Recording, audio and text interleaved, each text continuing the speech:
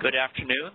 This is Ben Hobbs, Chair of the Market Surveillance Committee, and with me are Jim Bushnell and Scott Harvey, as well as staff from the ISO. Let's see, we have Shammy Davis, Brad Cooper, Perry Video.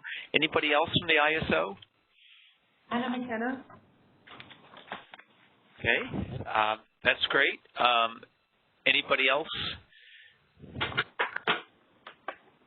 So we have two agenda items. The first one is a couple of hours on system market power mitigation, and we'll be starting with a presentation by Perry. And then between 3 and 4, we'll have a discussion on congestion revenue rights and the performance of the revised system. So Perry will be making a presentation, and just because it's more difficult to monitor and direct a free-for-all discussion, we'll ask that Perry be allowed to get through his slides unless there's a clarifying question or if something's missed, and then we'll follow with discussion after that. And so Perry will first talk about market power mitigation within the ISO footprint and then the extension to the entire EIM. So Perry, the show is yours. Thank you, Chairman Hobbs. This is Perry Video. I'm going to talk to you guys about system market power mitigation. I'll try to figure out how to move these slides. We're going to do the up and down. Okay. Oh. That's not working. Okay. Yeah, now do it. The slides are not progressing. Okay.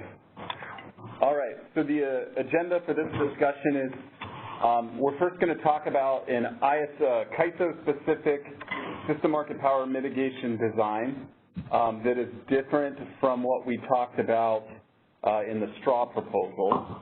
I'll then pause for clarifying questions on this ISO-specific design.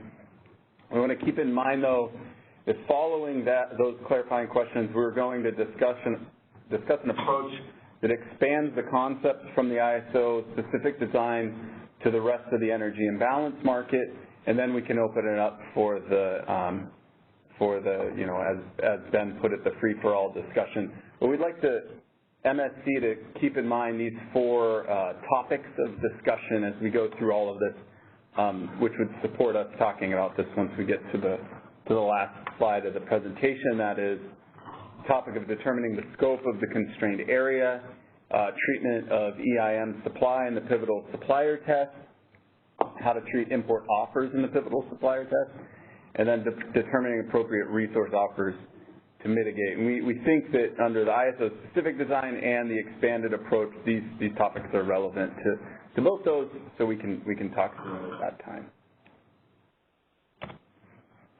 Okay, so just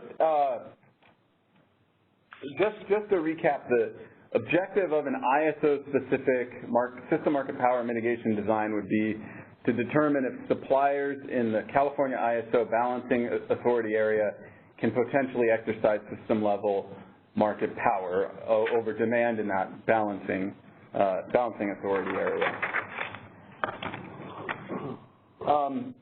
So we previously proposed to consider the CAISO balancing area, quote-unquote, import constrained whenever our 3 major interties are simultaneously binding. And we understood that it wasn't perfect, but it would be a very, but that would be a very constrained condition in which we may be worried about. And we heard from stakeholders that this wouldn't be right, and we heard 2 different reasons why this wouldn't be right. The first was, by our analysis that we put out there, only the 3 major interties only represent about 60% of the import supply offers available to the demand in our balancing area. Essentially, there's more supply available if you want to clear for it. And the second argument, we think, we kind of hold that up. The second argument in equal terms here is that we may be uncompetitive even if only one tie is binding. We don't, it's not really enough to just say, oh, define these three and consider yourself import constrained. We could be in a constrained condition even with one tie binding. So at first, to us, these sounded like competing arguments, but we realized they're both actually getting at the same point. Our definition of the CAISO boundary as the potentially uncompetitive area seems at odds with reality, and that is, under most conditions, we still have access to EIM supply and a portion of our economic imports. And depending on the geographic scope of the actual constrained boundary, things could or could not actually be competitive. So those two statements that we got from stakeholders, those, at first we thought they were kind of competing arguments. You realize you're all trying to get at the same thing, and you don't know, you got to know the area you're testing to know what supply counts, what supply shouldn't count. So this realization led us to consider the two system market power mitigation designs that we're here to discuss with you guys today. And that's first, like I said, the CAISO specific design, and then an expansion of that to the full EIM. And we just want to get that in front of you guys. So let me move forward here. So as for the CAISO specific design, the objective of the test would be to determine if supply within California ISO can exercise market power. And we would do this by performing an enhanced, what I'll call an enhanced pivotal supplier test, where we try to improve on some of the things that the MSC mentioned in their recent opinion. And we'll discuss the details of that enhanced test in the coming slides. We would perform this test in every interval. We would identify the bounds of a constrained sub-area within the energy imbalance market, which may include other EIM balancing areas grouped with us.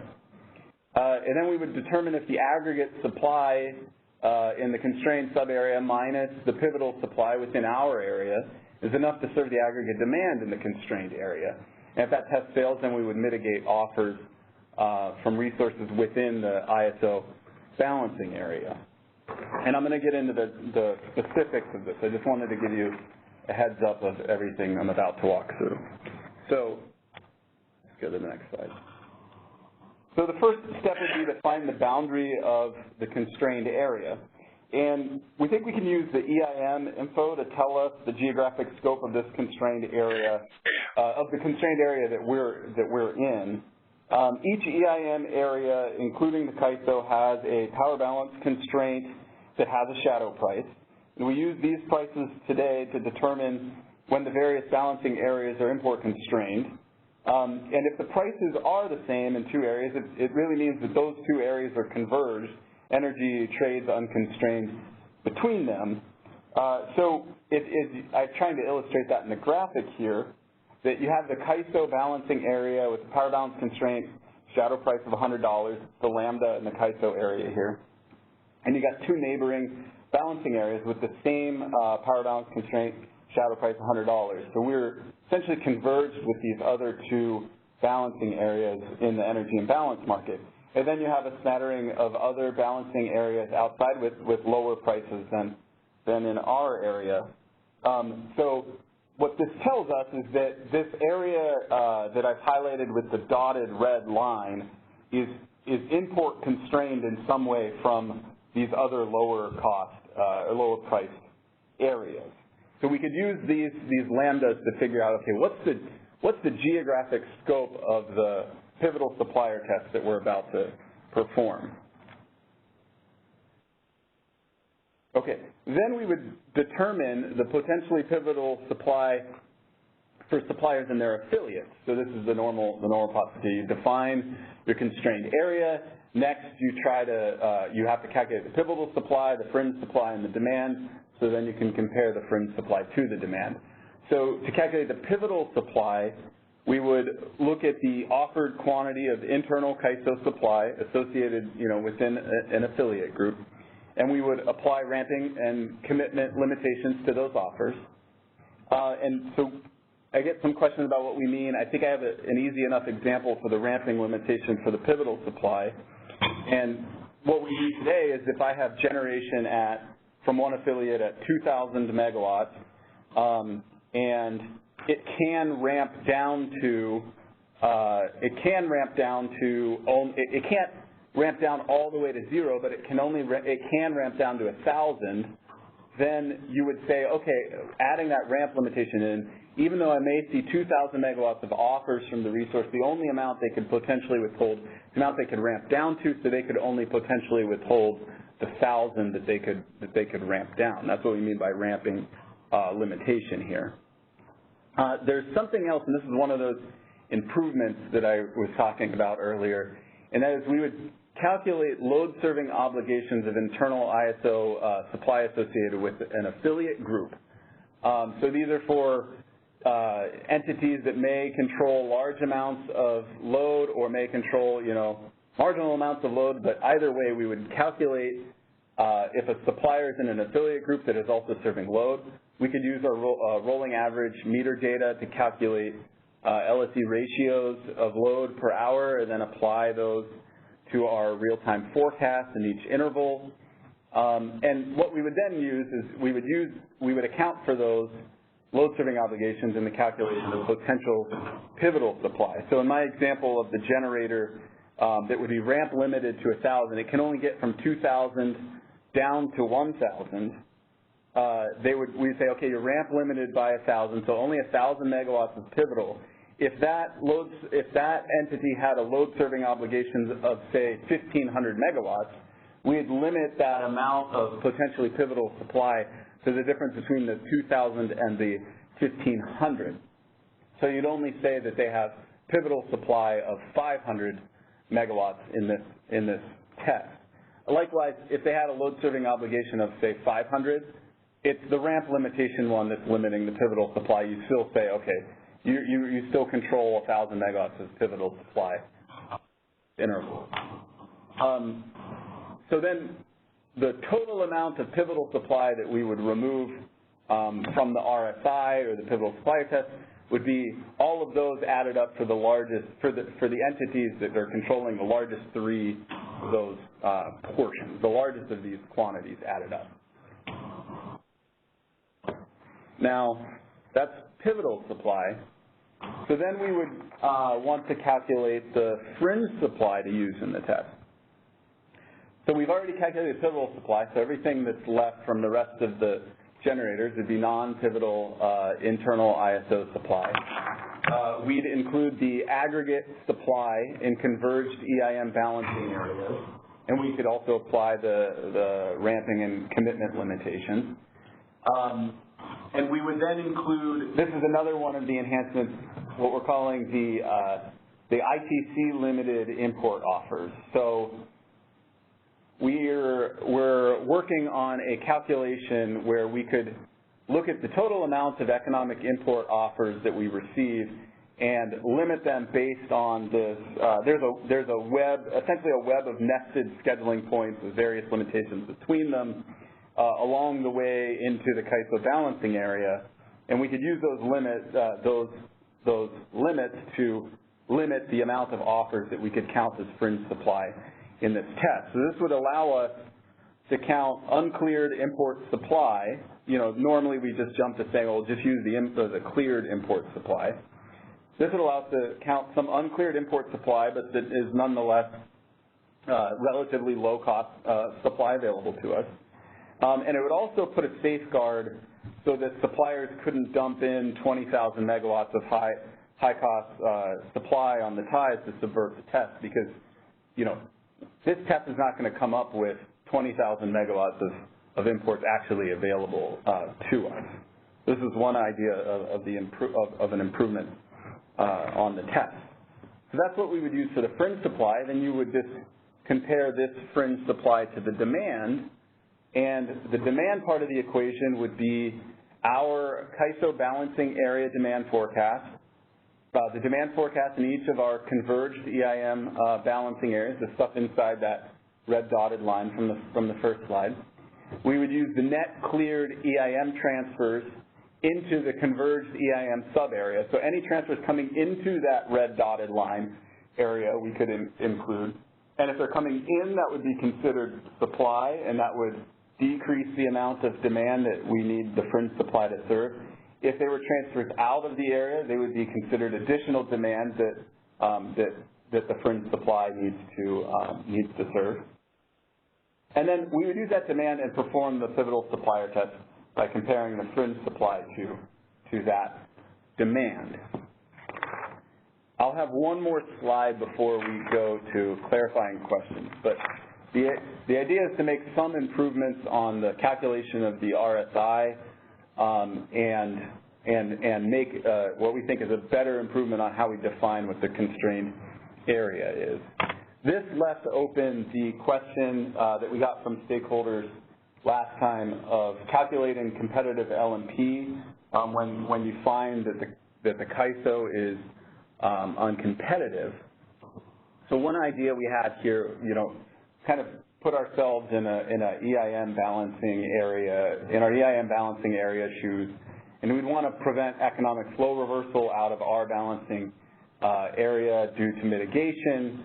So what we're really thinking is we really need to come up with this going rate for power in the West, and one idea that we had was to use basically the minimum of any of these EIM areas that are still competitive, the minimum of their power balance constraint prices, or the next uncleared economic import offer that we have in our system that's not limited by a binding constraint into the CAISO. We would then mitigate our internal ISO resource bids to the maximum of their default energy bid or this competitive LMP. And in this mitigation, we're focused on the internal ISO resource bids, so this is to say that the import offers would not be mitigated. The way we see it is that those suppliers would just withhold and raise prices by reducing bid quantities or not bidding at all. Other suppliers that aren't, trying to be bad actors may just generally be discouraged from offering due to the possibility of getting mitigated at our tie point. That would scare away supply at the ties. And also we feel that it's in comparison to what the potential CAISO internal pivotal supply is. It's all relatively fringe. It's all fringe relative to our ISO pivotal suppliers anyway. So this kind of gets to one point that we think that the MSC had earlier about the how do you put it, the cost of mitigating non-pivotal supply versus mitigating the cost, I should say, of mitigating fringe supply rather than just mitigating your pivotal suppliers. So with that, I'd like to answer any clarifying questions. I know that was a pretty big change from the straw proposal. That's why we wanted to get it in front of you guys. So I can answer clarifying questions on that. And I just wanted to point out that in the next few slides, we apply some of these same concepts to the broader energy imbalance market, a more like holistic look at the real-time market. And then we can tee up discussion on the costs and benefits and the various trade-offs of these design decisions. So with that, Ben, I'll answer any clarifying questions from you guys or from stakeholders on the CAISO-specific design. Terry, there's a question. We have a few questions that came through. First question, caller, you are unmuted. Please go ahead. Hi, good afternoon. It's Mark Holman. First, I just want to say that I really appreciate the thought that's gone into this, because I know just how complicated this is to try to determine, is the CAISO import constrained? Is there the potential for system market power in its BA? And then, how do we go about mitigating and determining a competitive proxy price? So I think, though, that what I'm struggling with is the further we go down this road, the more it highlights the number of elements and the limitations of the current market power mitigation approach. Every one of the elements has significant uncertainty in its accuracy. We've talked extensively about default energy bids. Now you've highlighted, which I think correctly so, is the CAISO BA import constrained? And even looking at the three largest interties, when you see those three interties full, are they full with real physical supply? Is some of that supply representing supply that's not real, a problem that's well known in the RA program? What about supply at other interties? Do we know if there's more out there? A lot of the supply that is out there may not even submit a bid because in the real-time market for hourly supply, the bid's not respected. So you might have more supply out there that's responding to price signals as opposed to putting a standing bid in so you can't see it. You've got a competitive proxy price that, you know, you might calculate that it's $40 in the EIM, but the EIM doesn't include fast start pricing, so the bilateral market might be at $70 because there's peakers running. And so we think the competitive proxy price is $40, but really the competitive price in the external market is $70. And then when you go to mitigate, we're now talking about expanded mitigation to a broader EIM area. And if I understand the proposal correctly, it's kind of a dynamic path assessment at a BA level. Again, every single one of these elements has risk of being very materially wrong, and when you get it wrong, the consequence doesn't really help anyone over the long term because you just end up discouraging supply. That if supply starts getting mitigated from outside that is voluntary and it's mitigated below where the supplier values their supply, what ends up happening is you don't end up with a lower price over time because that supply stops participating in that market. And, you know, I know I'm being quite critical here, but I really do appreciate the work that's gone into this, but it's just highlighting for me the real limitations of the LMPM framework. And I take a step back and I go, well, we're wanting to protect against system market power is what I understand the objective to be. I also see the dam enhancements and that we do need to look at how do we address local market power in the context of the dam enhancements as that moves forward. It just keeps coming back for me, I guess, to all the benefits of conduct and impact. That maybe when I look through this, I just go, you know, conduct and impact is such a better framework because it really looks at, is that entity's conduct above a certain threshold, above its estimated marginal cost of energy, and only if it's above, let's see what the impact is to the market, and is that market exceeding a threshold? Okay, now let's mitigate. This dynamic path assessment and expanding it to a multi-BA approach and also in the context of dam enhancements, it just feels like we're going to get so many things wrong and we're going to cause harm through that approach. Thanks, Mark. I did hear something in there that I could clarify. On the design that we just walked through, the mitigation of offers would only be to internal supply within the CAISO's balancing area on this design that we discussed so far. Would it be, you would not be to the adjoining EIM areas?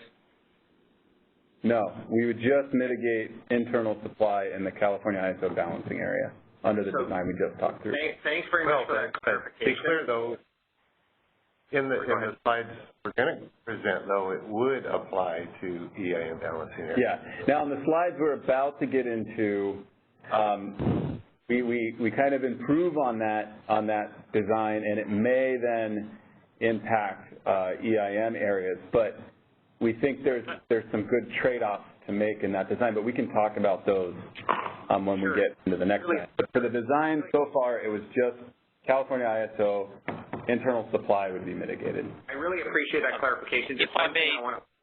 Sorry, go ahead. I was just going to say that go ahead, Mark. You finish. Oh, thanks very much. I was just going to say the one thing I wanted to clarify is that even when you're mitigating inside the CAISO BA, as an external supplier, if you say, well, we've triggered this mitigation, we've calculated, and we're going to mitigate the price from $60 down to $40, that sends a very powerful price signal to entities in your intertie bidding framework. Entities outside that are looking and they say, well, you know, the external market's at $70. Do I offer the following hour into the CAISO now that I've mitigated it down to $40? Again, it is very powerful. Entities respond to the CAISO price signals, particularly the external supply in the intertie bidding framework. And then to the extent that lowers the overall EIM price, if it truly reflects system market power and should be mitigated, great. But to the extent it's wrong, it also discourages EIM participation. Entities look to move their supply to other temporal and other market structures. So again, I don't want to be critical because I know there's a lot of hard work. I'm really saying I'm concerned about the current CAISO's local market power mitigation framework being extended, and the complexity that is needed just shows the limitations of that framework. Mark, thanks for your comment. This is Ben Hobbs.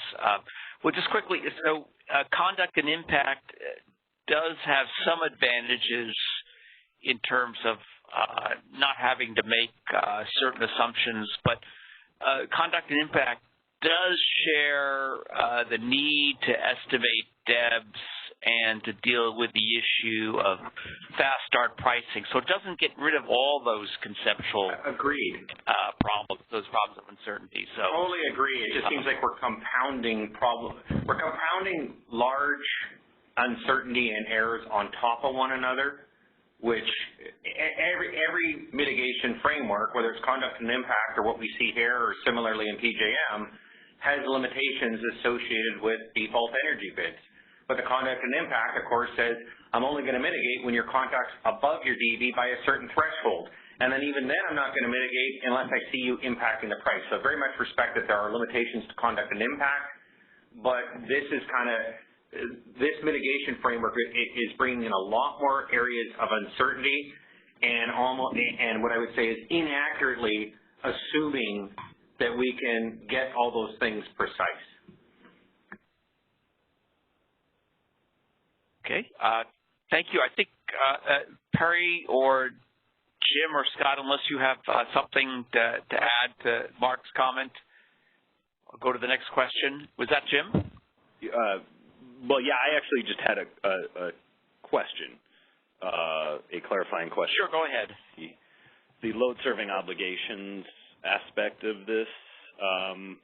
So you mentioned some options. I know this is still kind of at the brainstorming stage, rolling average meter data, so forth.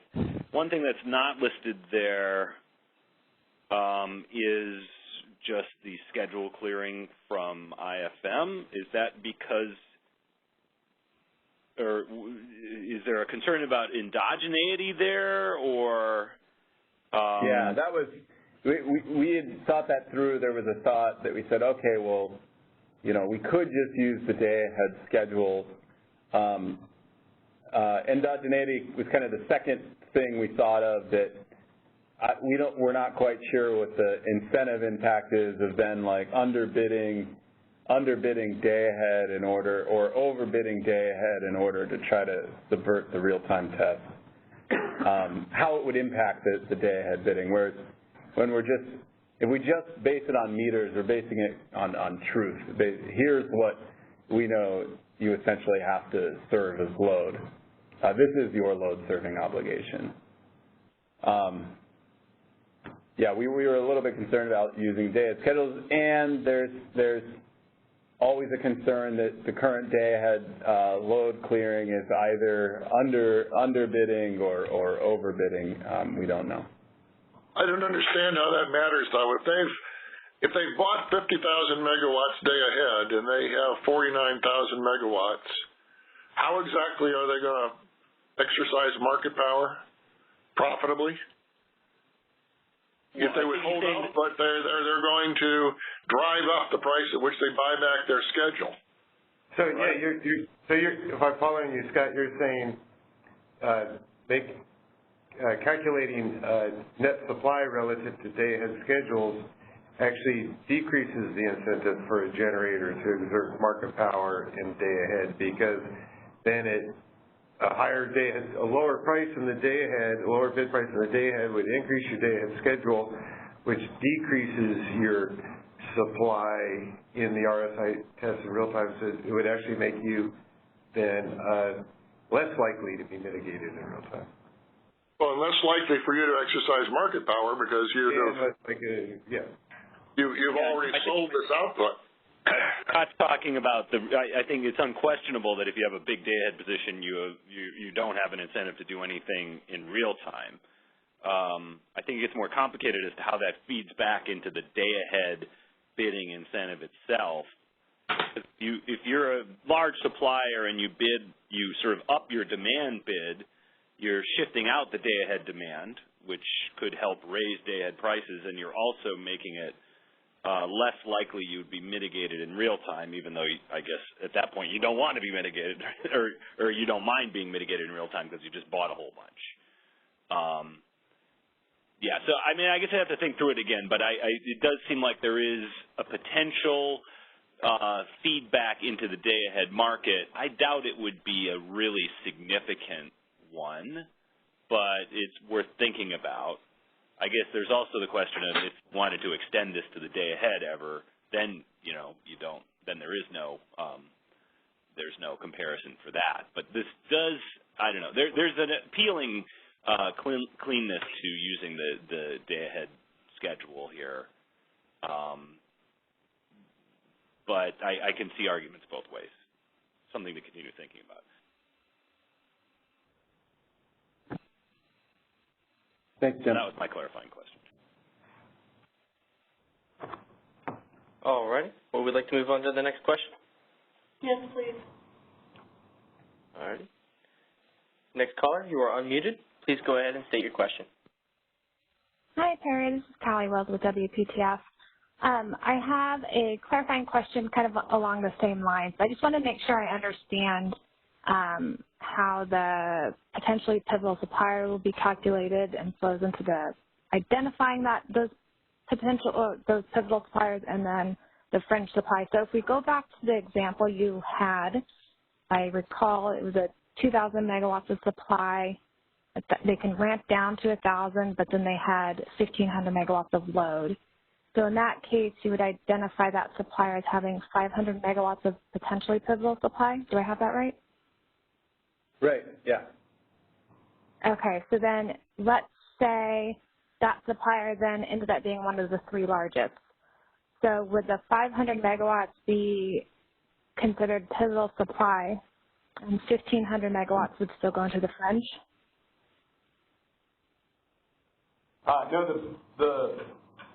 Yeah. No. Okay. Pivotal supply in the test would be considered as the 500 megawatts of pivotal supply. George, am I getting whatever is in excess of the load obligation. Yeah, whatever is in excess of the load obligation will be considered the pivotal. assumption being that they will not be willing to withhold capacity that they would be using to serve the load obligation. Right, okay, so the 500 would go into pivotal supply, the 1,500 would be fringe. I think that's right, yeah. Okay, so then, sorry, one more step then. Let's say it was not one of the top three suppliers. You mentioned that the non-pivotal supply would also have this ramp constraint. So are you saying that in this case, if it could ramp up from 2,000 to, let's say, 3,000, then the fringe supply would be 3,000? Yeah. So if we have 3,000 of offers on this 2,000 megawatts of, in the previous interval it had 2,000 megawatts. If we had 3,000 megawatts of offers, you ramp limit the fringe supply up, and you could say I can allow all 3,000 megawatts of offers to count as fringe supply. Okay, perfect. Thank you. Moving on to the next question. Caller, you are now unmuted. Please go ahead. Hey, Perry, this is Adam Swadley from DMM. Hey, I just had a question about the ITC limited import supply calculation. So was the thinking that this would be, the import supply available, would it be calculated on an hourly basis, sort of implicitly implying that all of the import supply would be dispatchable at any point within the hour, or would there be consideration given to the fact that, some portion of the import supply would not be dispatchable, say, on a 15-minute basis and would only be dispatchable for an hourly block? So the intent is to do it on a 15-minute basis because the market power mitigation pass in FMM provides results on a 15-minute basis, and we currently mitigate all the 15-minute intervals in FMM. So you'll be doing this calculation on a 15-minute basis because situation may be different, potentially, not very usual that the limits change on a 15-minute basis. But since you'll be doing the whole process of evaluation to calculate the RSI index on a 15-minute basis, you'll be might as well doing this calculation on a 15-minute basis. Now, for the RTD mitigation on a 5-minute basis, I don't think that is necessary because we're talking about intertie schedules that it's like an extreme minority of any schedule that changes on a 5-minute basis. So. Did that answer? Okay, so I think so. So just to clarify, so import offers that were offered, as hourly blocks, those would be effectively considered as ramp constrained then within any 15 or 5-minute interval. Are you talking about internal supply or import supply? Import supply. Is your question what's the import bid quantity we would use in the 15-minute market? Would we use the amount of hourly bids in the RSI in the 15-minute market? Right. Would you use that, or would you only consider bids that were 15 minutes dispatchable? Yeah, of course. Yeah, the understanding is that when the calculation comes to bid availability for fringe supply, it's only the 15-minute dispatchable intertie bids on ISO interties that will factor into that, because these are the only supply that actually can be dispatched by FMM and set the price. Hourly intertie schedules have already been pre-dispatched in the hour-ahead scheduling process, and they're not dispatched again optimally in the 15-minute market. Okay, yeah, that's great. I just wanted to clarify that. Thank you. Yeah, that doesn't mean that they don't contribute in the calculations for the RSI. Both the hourly intertie schedules and any transfers that have been scheduled in the MPM pass, you can consider them as fixed supply in the test. Okay, great. Thanks, George. Thanks, Adam. Moving on to the next question. Caller, you are unmuted. Please go ahead. Hi, this is Weizhe from ACE. Thank you, Perry, for the thinking. Hey, I really appreciate your thinking and your thought on this. I think, as you mentioned, this may have addressed the issue of, which intertie is going to bind, which intertie should select. I think this proposal or the idea could address those issues. But I have two clarifying questions on this new idea. And obviously, as you said, there are multiple changes on the substance of the proposal, so we still think about this proposal. But from the earlier discussion about load-serving entity obligations, can you clarify if this being considered in the existing local market power mitigation? And if it's not, what issue you're trying to address with this load-serving obligation kind of maybe trap in the process? Right. So this was a suggestion that we hear a lot when we talk about, how good of a metric is an RSI anyway. And one of the first things that always comes up is accounting for large load. If I'm a large supplier with a large load serving obligation, am I really trying to withhold the full amount of my supply, or could I my incentive really is to only try to withhold portions above my load serving obligation. So in this, we have the opportunity, I think, at a system level in the aggregate to get this calculation reasonably close. We hadn't considered going back to local market power and taking account of load serving obligation there. I imagine that gets complicated. A lot more complicated to try to disaggregate down to an individual participant's bid-in load impact on an individual constraint for calculation of supply and demand and counterflow on a constraint. We're ready to go there, but we think at least in system market power, in the aggregate, it may make sense to tackle this since we think we can. When you ask what the issue is that we think we're addressing, or we want to address, it's just simply if I'm an entity that controls both supply and I have demand that's also served in the market, and I have my demand in real time is 100 megawatts over what cleared the day ahead market, or do I have an incentive for 100 megawatts of generation? Do I have any incentive to try and exert market power and on the energy that I would have to be paying balanced energy on for my load? I'd be shooting myself in the foot. Okay, so I'm still thinking about this aspect, but I'm thinking whether this is necessary, because I assume you're talking about the California low-serve entities. At least for IOUs, I think their resources have to be in the market, and also have to be subject to the least cost dispatch principle by the PUC. So I'm not sure if this is really necessary in this design.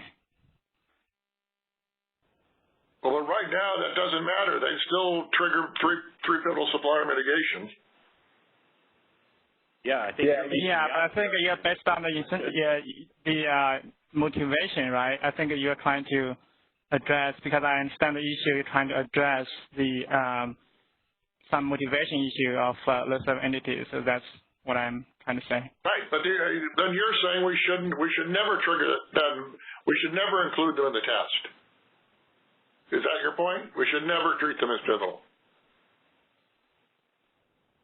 Well, I still kind of stand in the proposal, and I know we discussed the numbers, but I still need to see the examples. My mind is not that quick, but I think this is not in the LMP local market power mitigation test bay.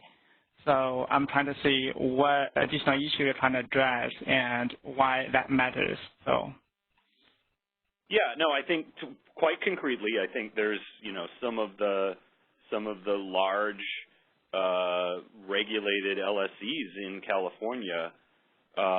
It's quite possible they could be net sellers, and I think you've just articulated that we shouldn't necessarily think of them as profit maximizing unregulated entities, and yet the LMPM treats them that way. Or would treat them that way if they were net sellers, even if they were just net sellers by 1 megawatt. And you're right that the LMPM doesn't do that, but that's not a strength of the LMPM. I think it's a weakness that's difficult to address. It's worth sort of, I think, thinking about, though. And it's one that we, I think, should address in this case if we're able to. So, yeah, I mean, it seems like the concern is that we'd be mitigating entities almost nobody thinks should be mitigated, but because mitigation is imperfect, we could be forcing inefficient DEBs onto the market as a result of it. Okay, I have to think more on this. So my second clarified question is about the power balance constraint, the shadow price for each BA. Can you explain a little bit, is it true that today you have a power balance constraint for each BA, and then you would compare the shadow price of those constraints? Yes, Wade. This is the mechanism that we use today to potentially mitigate EIM balancing authority areas. We're looking at the shadow price of the power balance constraint and how it compares with the system, which is the power balance constraint shadow price of the ISO, essentially, because we're taking ISO as a reference. And if they have a positive differential, then that indicates that there is some sort of transfer congestion getting energy from the ISO, which is considered a competitive supply in this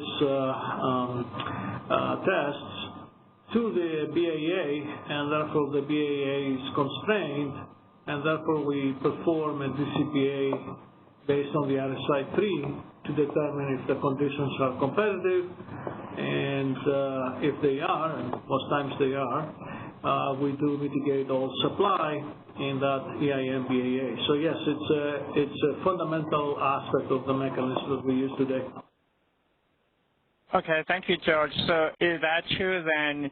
If you have when you have a EIM BAA that its own power balance constraint is not binding, then essentially the the power balance, the shadow price for that BAA power constraint is the same as the CAISO? Yeah, I wouldn't say not binding because the power balance constraint is an equality constraint, so it always binds. But it may bind with a shadow price of 0 in a differential sense. So therefore, the marginal energy price within that BAA is the same as the one that the ISO and the system has, so there's no differential. So that suggests that there is no import or export transfer congestion going to or coming out of that BAA. Essentially, it's in the same price group, if I can use that terminology. So, and that's what Perry was showing there in that figure he had about extending the SMPM proposal by grouping potentially EIM BAAs with the same price, marginal energy price as the ISO in the ISO group to perform an RSI on the entire group instead of just the ISO. Okay, got it. Thank you, George. But George, this constraint is just the balancing area power balance constraints, right? So if there was congestion on constraints within the balancing area, you could still have these power balance constraints have the same shadow price, right? No, they had an exchange with Ben on this for the last few days. So the price formation for the LMPs within the EIM balancing authority area has two components, if I forget the losses for a moment. And one component is the marginal energy price, and this is driven by the power balance constraint of the BAA. And then the other component is physical congestion that is driven by the shadow prices on the individual transmission constraints that they're binding. And this contributions can come from the entire system, not only from the BAA. So, okay, so this test that Perry talked about is going to be based on both, not just the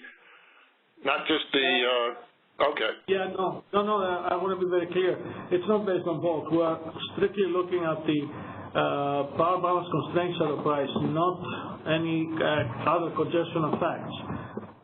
The other congestion effects are looked into by the established process for locational market power mitigation, where we take its binding transmission constraint and we do a specific DCPA for that to find out if it's competitive or not, and then if it's non-competitive, and let's say we only have one constraint like that, then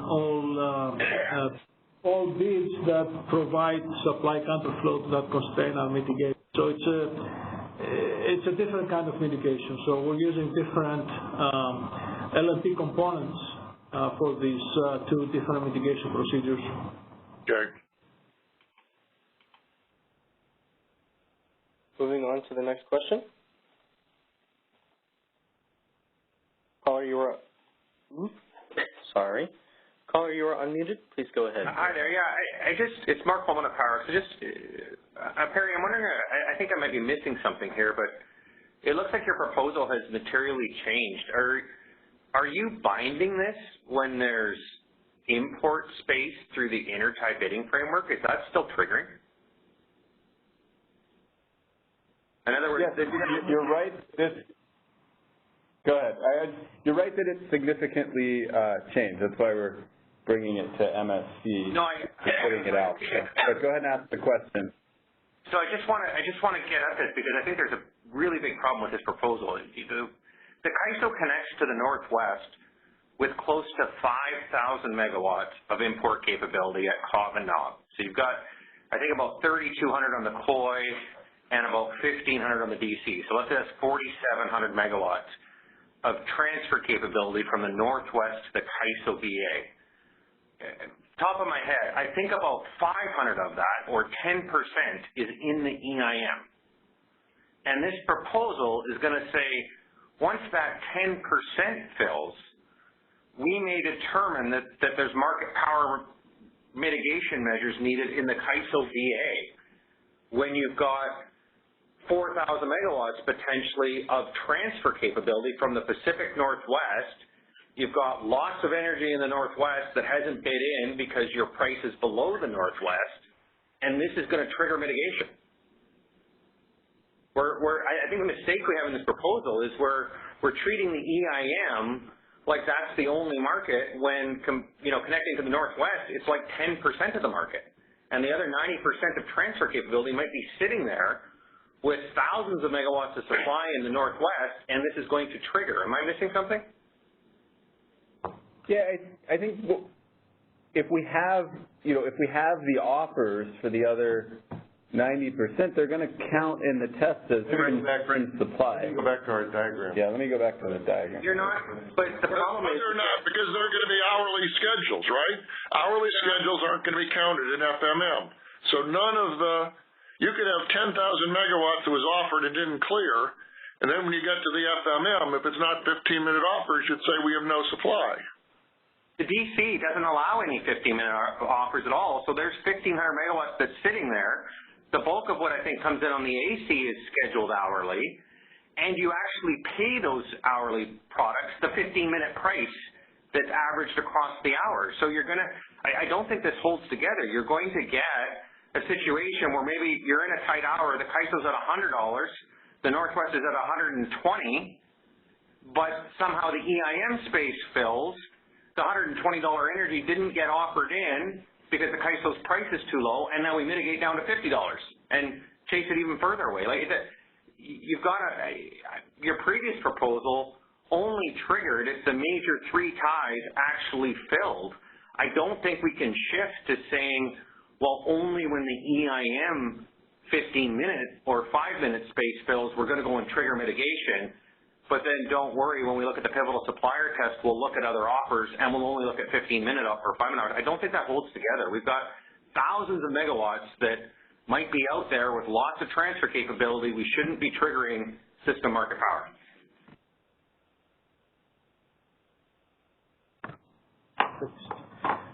Hey, Mark, this is George Angeles from the ISO.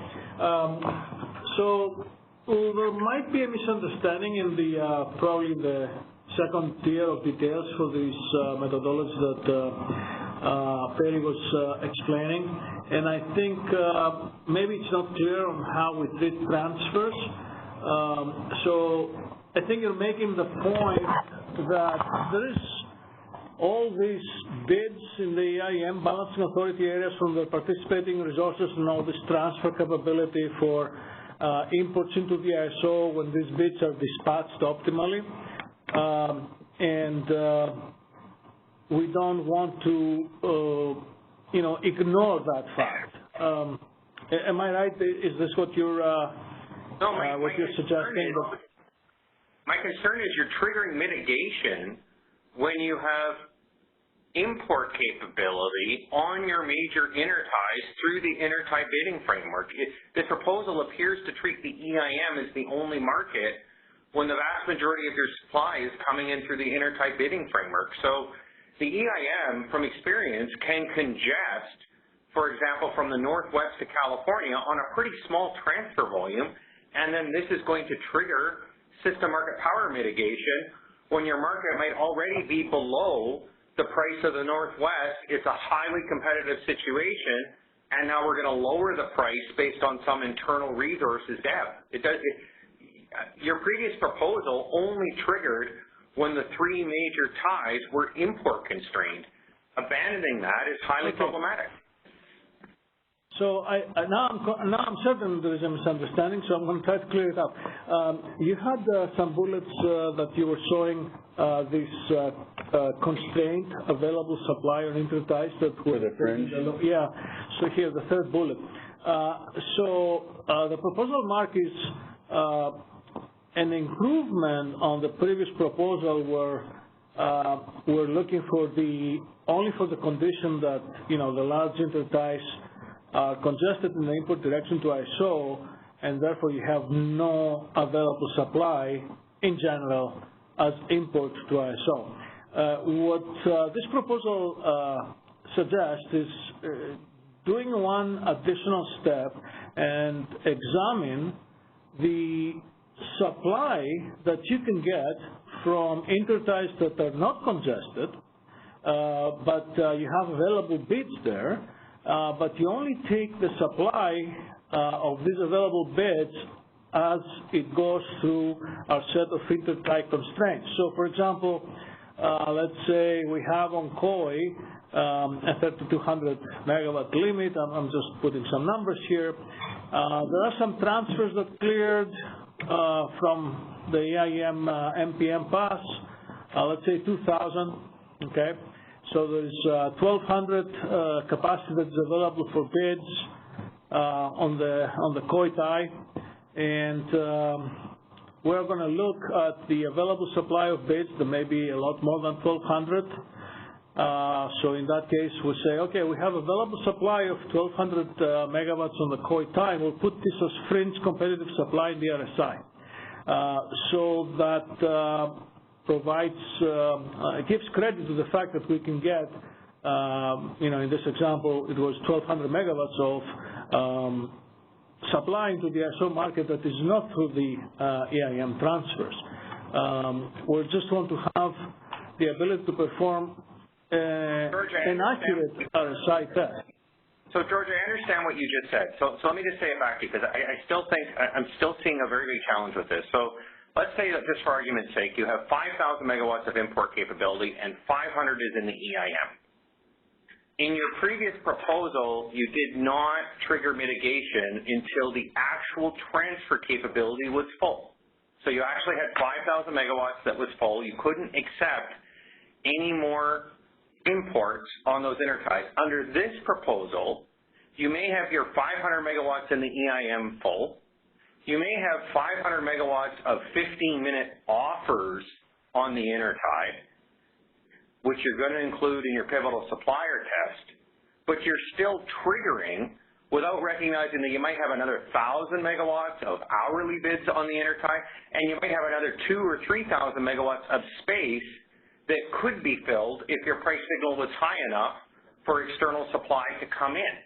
So the previous proposal required the import capability to be full. This appears to trigger it when you have significant import transmission capacity. So this is Brad. Let's separate those last 2 points, because the fact that we're saying we're not going to consider the hourly bids in 15-minute market or RTD. I think we may need to think about that, given Scott's point, because you submit one bid for the hour, and in any case, I won't digress on that. I think we need to think about that. The other point, though, is whether we trigger mitigation on whether we run out of import bids, or even under our old proposal, there was a debate about whether we whether we consider imports binding when we run out of bids or transmission is binding. Thanks, Fred. And our original premise was it's only when transmission is, we look at imports when transmission is binding. We looked we looked at the amount of bids on interties, and we got less convinced of that approach because there's a lot of the time where we don't have enough bids to make the import binding. And even over a period, the maximum amount, we never have enough bids to make the imports binding. So we were kind of skeptical of the premise that I don't want to say skeptical, kind of skeptical that always there is this this supply waiting on the wings that would come in later. And also there's the perspective that the supply in an hour is the supply we have, and so if we don't have that the bids that are going to materialize next hour don't matter for market power in that hour. So we got to live with what we have.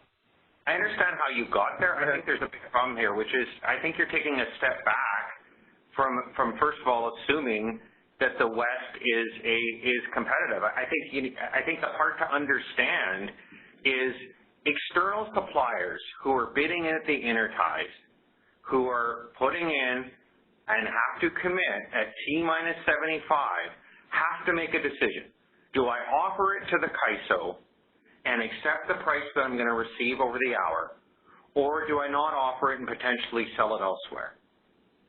And that decision, looking at the offers, when you've got 2,000 or 3,000 megawatts of space, of transmission transfer capability, and then assuming that the CAISO BA is islanded and there is system market power, I think that is highly problematic. As we've seen in the past data, in a lot of these cases, when you even just look at the 16-hour day-ahead index, those prices reflect that there has generally been a competitive market.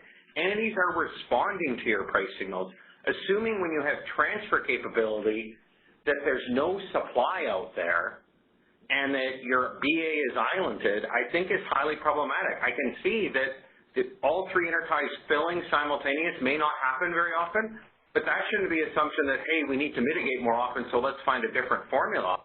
The assumption might be that we don't have system market power in the CAISO BA very often, if at all, if ever, right now under current grid conditions.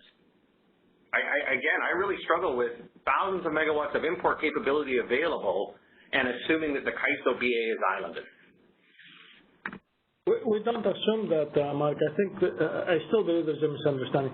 So previously we were saying that, well, if you have these three major interties congested in the import direction, we're just going to forget all other available supply and we'll test for the ISO with the potential to be uncompetitive. And then we had, in order to address certain stakeholder comments that they were saying, well, wait a minute, what if those three interties are not congested? Can you guarantee that the ISO is competitive? We could not answer that question very confidently, so we're saying now, well, okay, do we really need the three interties to be congested to test the ISO for competitiveness? Let's test it even if the interties are not congested and consider any available supply of the interties as it is limited by the intertie scheduling limits as fringe supply, put it in the test and see what the test is going to tell us. I think this is a more accurate test. There's one other improvement I think that we need to consider here that we made to this test, and that's also that it's going to be the California internal supply that is potentially pivotal. It has to be pivotal over a much wider footprint. That we're using the demand and the supply over the wider area as well. But you're only the wider EIM area, which is a relatively small market. So I understand what you're trying to achieve here. I just think you're flipping over to treating the entire Northwest and Southwest region as fringe supply, and that the only supply that's available has submitted a 15-minute bid into your market. And if it didn't submit a 15-minute bid, then it's not available. And I think that is a very bad assumption to make. The external market responds to price signals. Yeah, Mark, we're not saying that we're not going to consider hourly bids, but we're saying we have to consider them in the application that actually uses them to set the price, and that's HASP. So in the hourly scheduling scheduling application, you do have the ability for hourly interties to be scheduled competitively based on their bid. And yes, they don't get the hash price, they still get the 15-minute price, but you can make an argument that, wait a moment, this should be considered as competitive fringe supply for the test, if we're performing a test at that point. But when it comes to the, yeah. Okay. The North, I understand what you're trying to achieve. I just fundamentally disagree. When the Northwest is higher priced than California, let's say we're in the winter, and the CAISO is exporting to the Northwest, you have no import bids. You're potentially going to assume you have system market power in the CAISO BA because you don't see any import bids. It doesn't make any sense. Well, if you've got transfer capability in the import direction on a major intertie, you are not import constrained. Well, yes, but then you have to use all internal supply to meet your demand. I think the point you might be making is that the group that we define shouldn't just be those areas of equal lambda, but those areas of equal and higher lambda? Is that? No, I'm trying to understand. Equal and lower. The market. Equal and lower. Equal and lower lambda.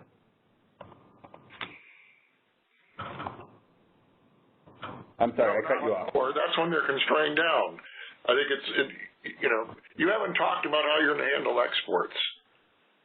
You're silent in these as far as I can tell. You ought to think about that. If we got a bunch of price capped exports that could come back in if the price rose, what are you going to do? You haven't said how you're going to account for that in load, which I think you need to think about. I think the thought, you're right, we have to think about it, but the thought we had until now was the exports look like demand to us. Oh, no, I mean, if they have a deck bid and they're 15-minute dispatchable, you can actually use them as fringe competitive supply in the FMM. Right, that would be appropriate. Yeah, but you need to spell that out, I think. Yeah, I think Terry is trying to stay at some higher level here. So yes, there are details that eventually we'll have to detail everything out.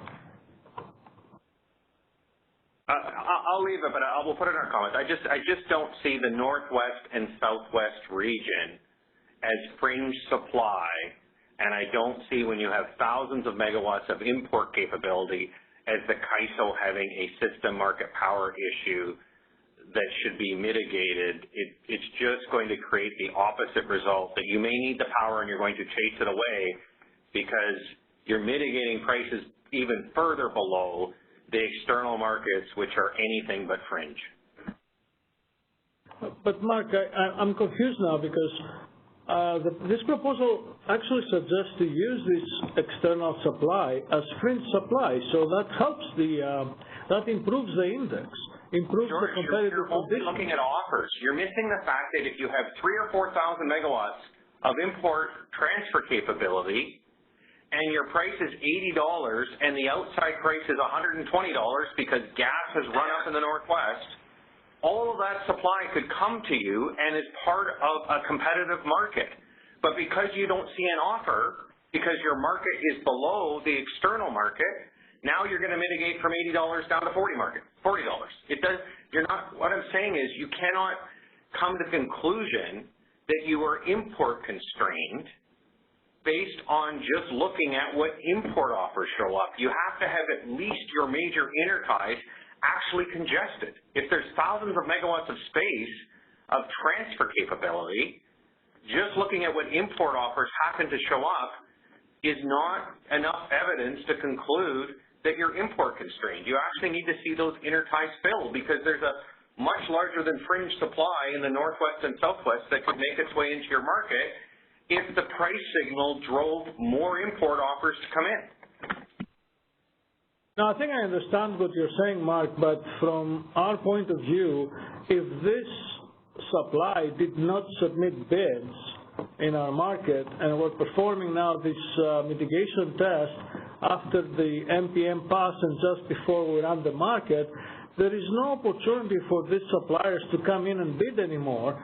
So the truth of the matter is that, yes, there may be available supply out there, but, they didn't bid, so we can't use their bid. So just by the fact that they're not available to compete in our market may result in our market being in non-competitive conditions. And how can we say we're competitive because there's all the supply out there, but it didn't come and bid, but, maybe it will come tomorrow. So when it comes tomorrow, then yes, tomorrow's test will be saying that we're competitive. So, Mark, let me try to ask that question a different, maybe simpler way.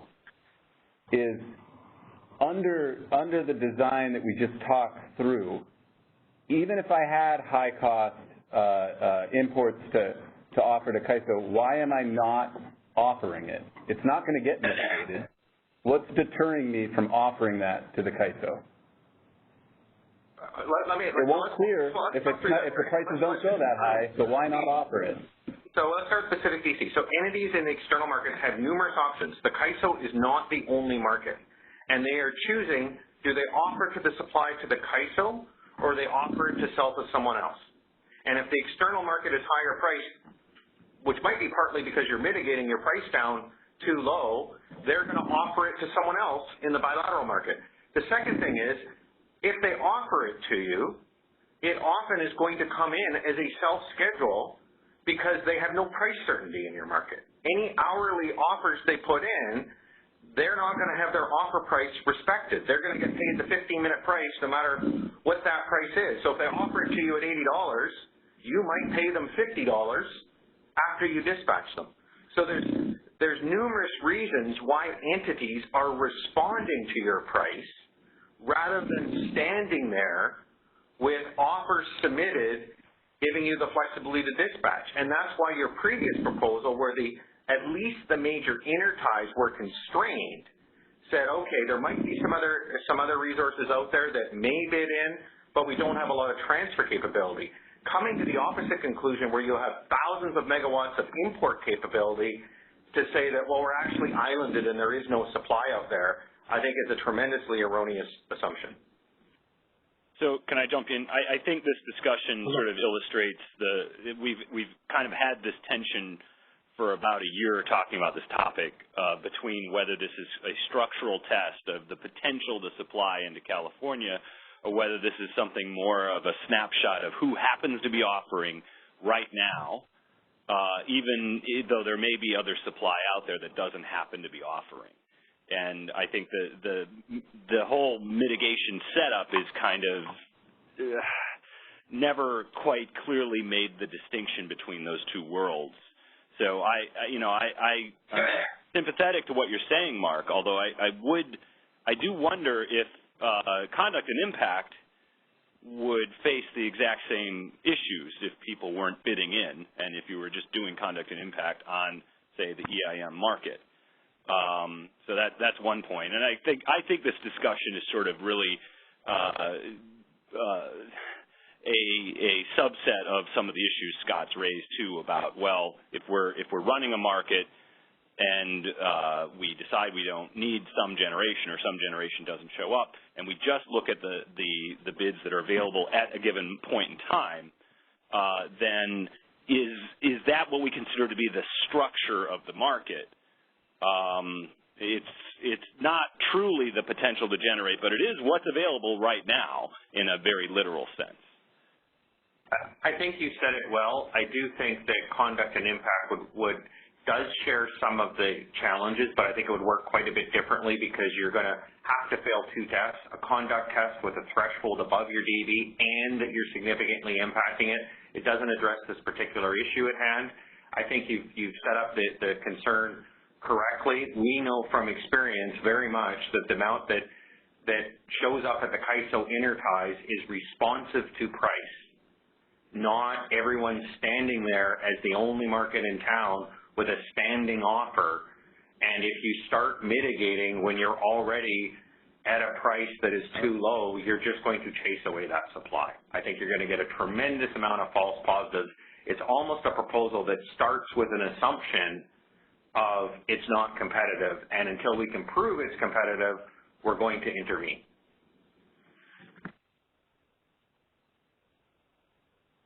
It's exactly those concerns that we argued that we would like to see some kind of congestion condition that would trigger. And this discussion sort of gets into the difficulties of defining what that congestion would look like. Yes. And yeah, absent a full day-ahead market, doesn't seem to be a clean answer there.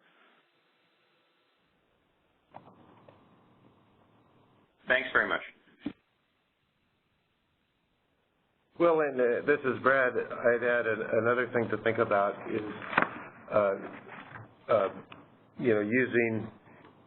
using transmission constraints binding as the trigger for market power mitigation. We see an issue in the event of scarcity when supply is scarce. Then there might not be enough supply even sitting on the sidelines for our constraints to ever bind, and then we would never trigger market power mitigation and market power is being exerted. Now I know people will say, well, that's scarcity pricing, but I'm not sure though that just because there's scarcity conditions, then that's a reason to allow market power to be exerted. In other words, what's the line between scarcity pricing and market power?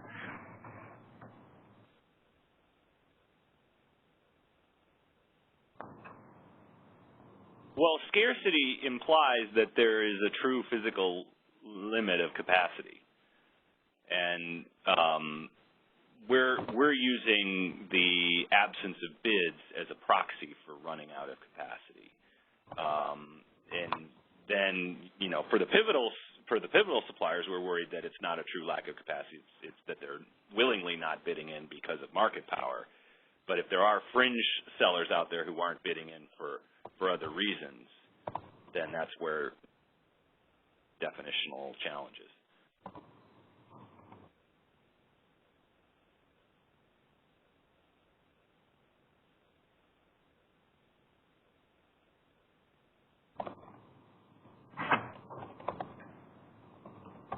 Okay. We want to move. Do we have more comments on this, or do we want to move on to the next topic or next slides?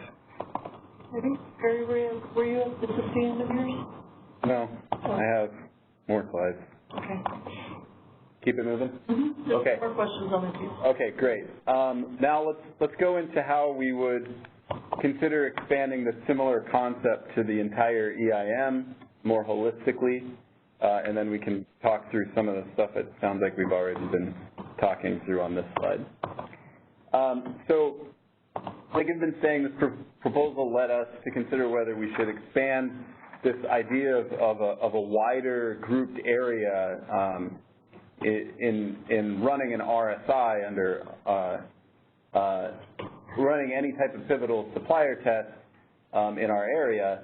And so we had the idea that we could group EIM balance. This is if you were to expand this to the entire, some of these concepts to the entire EIM. We thought we could group EIM balancing areas into tiers based on the power balance constraint shadow prices, highest to lowest. We could perform pivotal supplier tests in the highest price group using the group fringe supply and the group demand. And when that test fails, you could flag those balancing areas in that group for mitigation and then expand the group to the next tier, the next highest cost area down.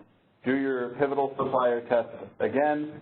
If it passes, you stop running the test. Fails, you continue expanding. And I wanted, before everybody gets confused about these steps, maybe I'll just show it in pictures. It's probably easier to understand. And just to put everyone on the same page, this is the existing EIM market power mitigation methodology simply works on whether if an EIM BAA's shadow price of its power balance constraint is greater than the ISO's, then or a group of EIM BAA's shadow price of power balance constraint is greater than the ISO's, so we then trigger mitigation in those areas based on a test looking at their supply and demand BA by BA. Yes, you're right, Brad. That leverage is what we're trying to do today in EIM mitigation. However, it's an enhancement in the sense that now we're performing the test not on each EIM BAA independently, but on the group of EIM BAAs that are grouped together. And I shouldn't be saying EIM BAAs, but generally BAAs in the EIM area, because the current process assumes that the ISO is a competitive BAA, whereas here in this generalization of the proposal, we do not make that assumption. So we're testing every group of BAAs at different price tiers, as Perry's going to go through this, without any consideration of what BAA is the ISO. So the ISO is treated similarly to the EIM Balancing Authority area in this process. Yeah, so I just in pictures, you organize your balancing areas in based on their power balance constraints, shadow prices, in descending order, highest cost area to low cost area. Each cost area is basically a tier in the process. First step is you test the highest cost tier with the pivotal supplier test. You calculate your fringe supply, and you can use your net cleared EIM transfers between the $80 area and the $100 area. You find your three largest suppliers. You test if without the three largest suppliers you can meet the demand in the aggregate demand in those two areas. And let's say in this example, let's say that failed. You then expand the group to include the next tier down. So in this example, you're adding 3 more balancing areas to the pivotal supplier test. You now do a 3 pivotal supplier test on the much broader EIM footprint that now includes 5 balancing areas. And you include the net EIM cleared transfers into that group from the $60 and $40 areas as supply available to meet this demand. And then in this example to illustrate, let's say now the test passes, then you stop testing. You say, okay, no mitigation. Suppliers in 3, 4, and 5 cannot be exercising market power. You set your competitive LMP to that lambda, and you go and mitigate the suppliers in areas 1 and 2. Now, you can do different things here. You can change the test to only mitigate the net suppliers as net supply. You can account for load serving obligations of the net suppliers. Things that we were talking about in the first design, we think you would apply here as well. Just a framework. Just a general framework. So that's simply how we would extend the same concept into the entire EIM area, and we just wanted to get some MSC feedback on that. But what I have queued up on the next slide are those 4 things that I said to think about as we go through, and that's the difficulties in determining constrained areas, our treatment of converged EIM balancing area supply and pivotal supplier test, how we treat import offers in the pivotal supplier test, and then how we determine which resource offers to mitigate. So we could take these in turn if anyone, Ben, Scott, Jim, if you guys wanted to, maybe if you had some comments. Yeah, Barry? Yeah. Yeah, can we just flip back to 15 for a second? This is clarifying. Sure. Clarifying. In a network, so let's say BAs 1 and 2 are Seattle City Light and Puget. And 3 and 4, let's say, are Salt River Project and Arizona Public Service, which are not directly connected. But they happen to have the next highest lambdas. Is this how it would work, or must the second tier be directly connected by transfer capability to the first tier? Yeah, George had the same question, and he said, well, you have to consider the direct connections when you do these tiers. Okay. So it won't be one set of tiers. It'll be multiple sets of tiers based on who's directly connected. And I got that right. Okay, thanks. George is taking and said yes. Yeah, so the grouping will take into account whether there is a direct connection between the members of the group. So you don't want to be grouping BAAs that do not have a direct connection. But, looking at the power balance saddle prices when you're grouping, it will be unlikely to group, even if you don't pay attention to the direct connection, it will be unlikely to group BAAs that are not connected directly and they happen to have exactly the same power balance constraint saddle price. So we don't think it's a practical problem that we have to deal with, but yeah, we're aware of it. I'll add, we think this is an improvement over the current process where we don't consider the scope of the pivotal supplier test over multiple BAs. We would test both 1 and 2 independently, and they would independently fail. And then also in 3, 4, and 5, we would, if they had a higher power balance constraint shadow cost than us, we would test 3, 4, and 5 independently of each other, in which case I'm pretty sure they would fail that also. Yeah, so the enhancements that you see with this framework compared to the existing process is that first item that Perry mentioned. Today we test its EIM balancing authority area independently, even if they are pricing separating, if the price separates from the rest of the EIM area along with others in a group. In this methodology, you'll test the entire group, so it's a more accurate test. They actually have a chance of passing that test, whereas if you test them independently, they will probably fail. And the other enhancement that you have in this process is that we're not assuming that the ISO is a competitive BAA. So today, if an EIM balancing authority area is grouped with the ISO, we automatically assume that, yeah, there are competitive conditions for that BAA, so we don't test it. Well, here, if in the second tier, balancing area number 4 is ISO, we will test all areas 1, 2, 3, 4, and 5, which include the ISO, for competitiveness. And the outcome of that test, as is shown here, may be that, not in this example that you went, Perry, but before, if we perform that pivotal supplier test for the group of 5, which includes the ISO, we may find that there are no competitive conditions. So areas 5 and 3, which are EIM balancing authority areas, today we would not mitigate. But here we have a more accurate measure of competitiveness, even if the ISO is part of the group. So in this scenario, we will mitigate all 1, 2, 3, 4, and 5 if it ends up being this way. And then move the test to include 6 and 7 and see if that happens. Right, yeah. So basically this test doesn't make any special assumptions of the competitive conditions for the ISO, so it's, you can say, it has higher objectivity.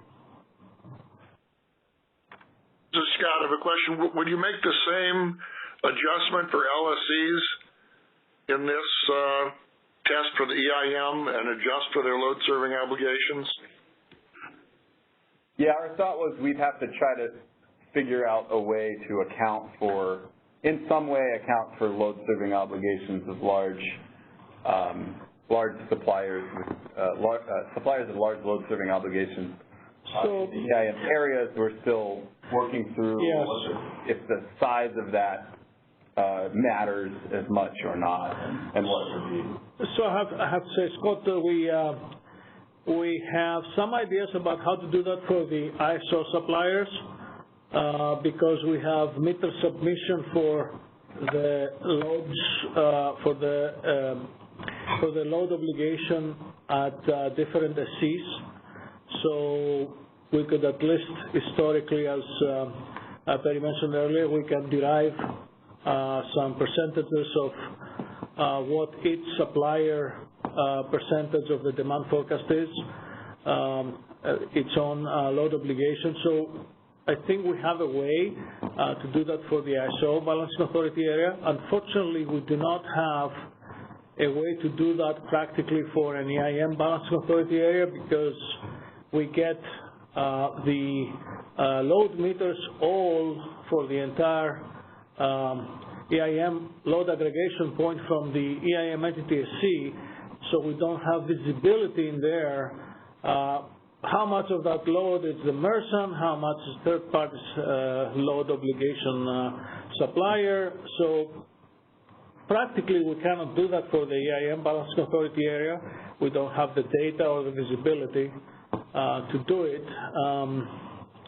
So that's a concern for us, that we may have to apply that rule not in a comparative fashion, but unfortunately we cannot do it practically.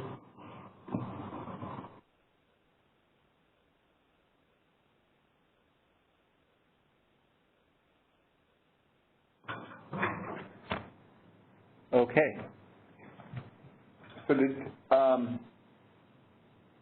on this idea to use the EIM information, it sounded, I mean, we had a lot of discussion on this at the turn. So I was wondering if either or if any of you guys maybe kind of recap your thoughts on the benefits of using the EIM information to define constrained areas versus coming up with some set of binding ITCs like we had proposed in the straw proposal.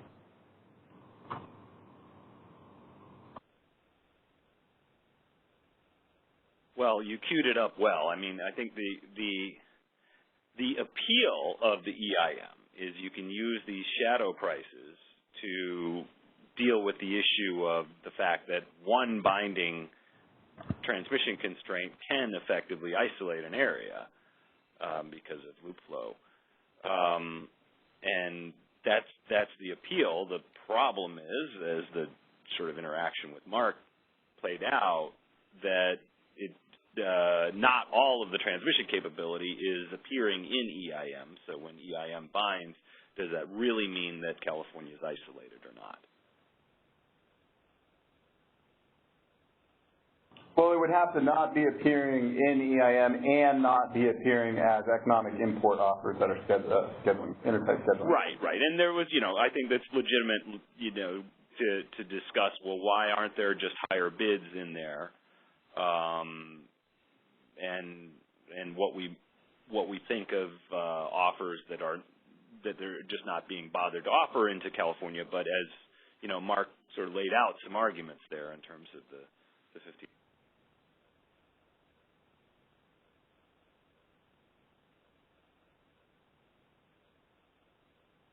Okay, and since we did kind of, I think, talk that one to death earlier, let's maybe move on to the second consideration. It's the treatment of the converged EIM balancing area supply in the pivotal supplier test. So you'll recall that under the CAISO specific test, we would assume that the EIM area the EIM area supplies fringe because they usually have the large load serving obligations.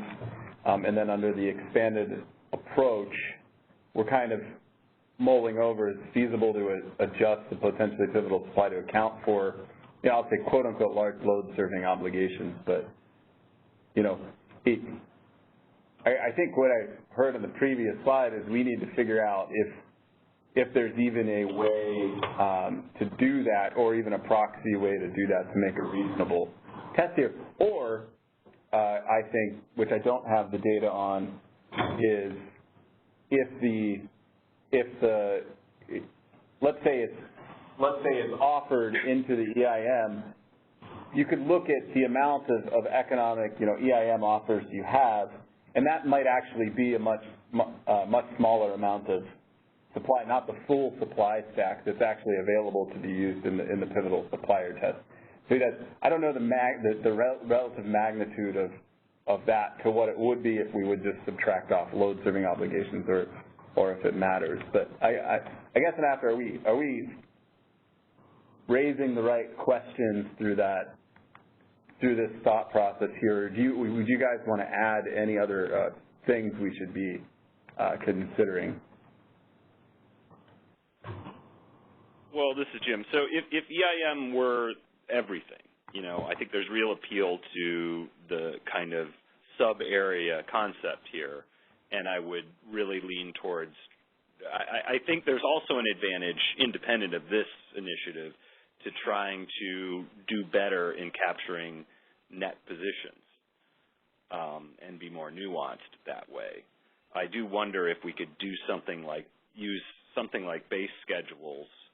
I'm not clear on how the firms are identified in those base schedules, if at all, to be a basis for an EIM real-time net position that could possibly be applied to the EIM mitigation as well, since much of that would be not really suffering from the local issues that LNPM in California might suffer. Which is, encouragement to sort of think about at least how feasible it would be to be able to develop a reasonable net position for EIM entities. And I think the assumption we are all making is that that's going to look really close to balanced, and that would end up sort of looking a lot like just assuming they're fringe. But I guess, it wouldn't hurt to verify that intuition at the very least. Yeah. And the converse of assuming, dropping out the three largest utilities in the EIM, you might as well not bother to run the three pivotal supplier test. You're just going to mitigate all the time. Yeah.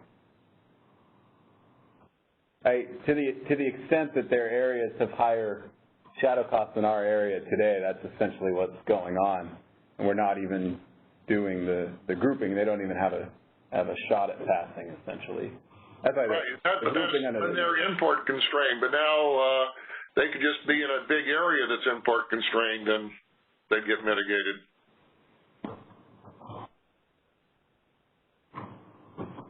Yeah, and if that whole area was import constrained and lower cost than our area, you're saying there's still a risk there that yep. would be, yeah.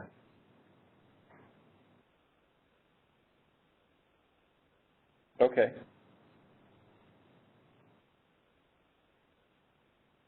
On the next, the treatment of import offers in the pivotal supplier test, we kind of talked this through, but the concept of doing this nested calculation of ITC limited offers, that was something we thought recently. We thought that had the benefit over just using cleared imports, because you guys have written about in the past about there's still some reasonably low-cost import supply that's available to us. How can we make that count, but without kind of allowing a wide-open opportunity for people to dump 20,000 megawatts on the tide just to subvert the test ever triggering?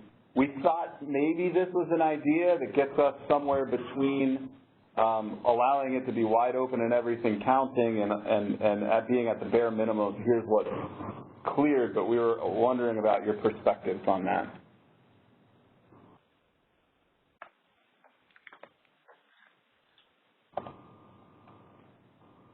Because I'm not quite clear what you're doing. I thought you are just dumping in everything that was offered. Scott, if I can try to. Here, I'll let George try to explain. It's not, at a high level, we wouldn't let every single bid that came in on the intertie count. So I'll start it there. Yeah, and I think I tried to explain that to Mark with the example, but yeah, essentially, let's focus on one specific intertie to simplify, and some of the intertie capacity is already consumed by a transfer that has an optimal solution in the MPM pass. So we'll consider that fixed supply, and then the remaining transmission capacity, you may have available bids. Some may have cleared the MPM pass, but others did not clear, but they're available. They're available to the market pass that will run next. So what we want to do here is to consider all the bids on that intertie as being available fringe supply, but limited by the available transmission capacity on the tie. I understand limiting it by transmission capacity, but it's all the bids subject to the transmission limit. Okay. Yes, that's what we're trying to do, and it's a simple concept when you consider one intertie. As you know, for the ISO interties, some of them are so intertwined with ITC limits, so it becomes a very challenging process on how we can calculate that. We have some algorithm in mind, and it's recursive. It's complex, but we believe we can actually calculate the available supply that can survive all the ITC limits that we have hierarchically applied to it, to multiple interties. So we're thinking that whatever survives the ITC limits, we can consider it as fringe supply in the test.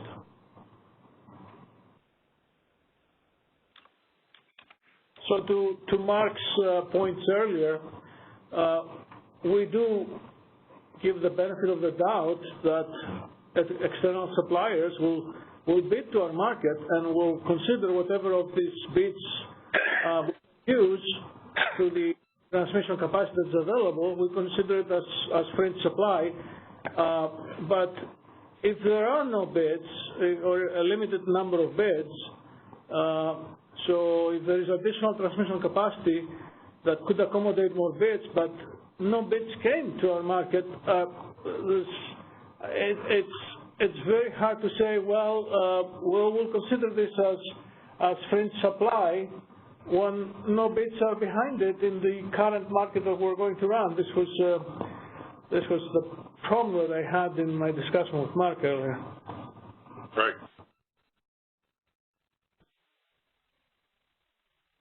Any other? We have a question that. I'm sorry. What was that? Ben, I'm sorry.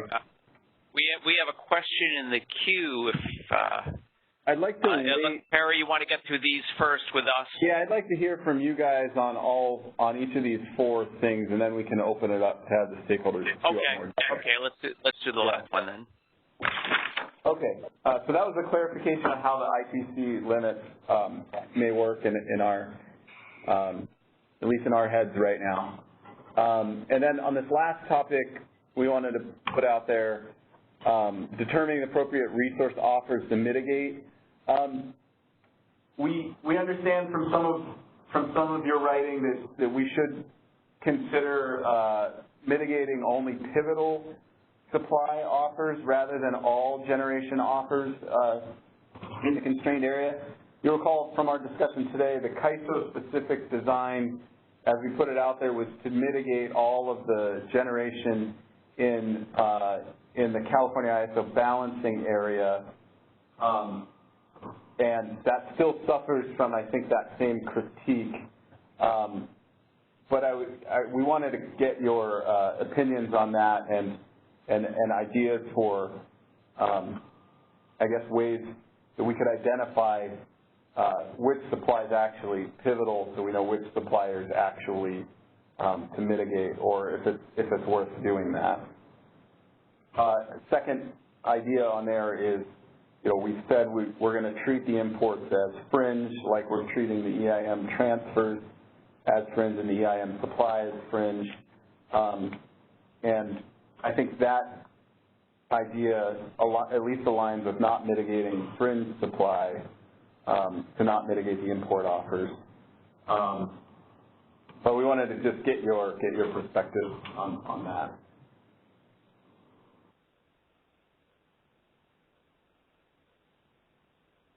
Well, I think at the very least there could be a safe harbor size. It doesn't, and I think whenever we start talking about ESDR and storage, I still get nervous about mitigating really small batteries and whether we need to do that. And so I do think if there is a way to identify all the potentially pivotal suppliers, that's a reasonable way to go. On the import side, I think it's just not practical to try to mitigate non-RA imports for a bunch of reasons. And there's a kind of more complicated discussion to be had on RA imports, where it should be practical, depending on how those requirements play out, to either require a specific unit be identified, or maybe just make it understood that all RA imports could be mitigated to a certain just number, $250. Or maybe even just require that RA imports offer at that number, whether mitigation is imposed or not.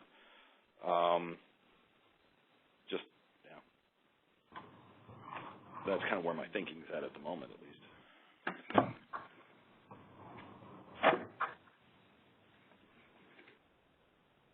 Comments? Any other thoughts from Ben or Scott? So, yeah, this is Ben.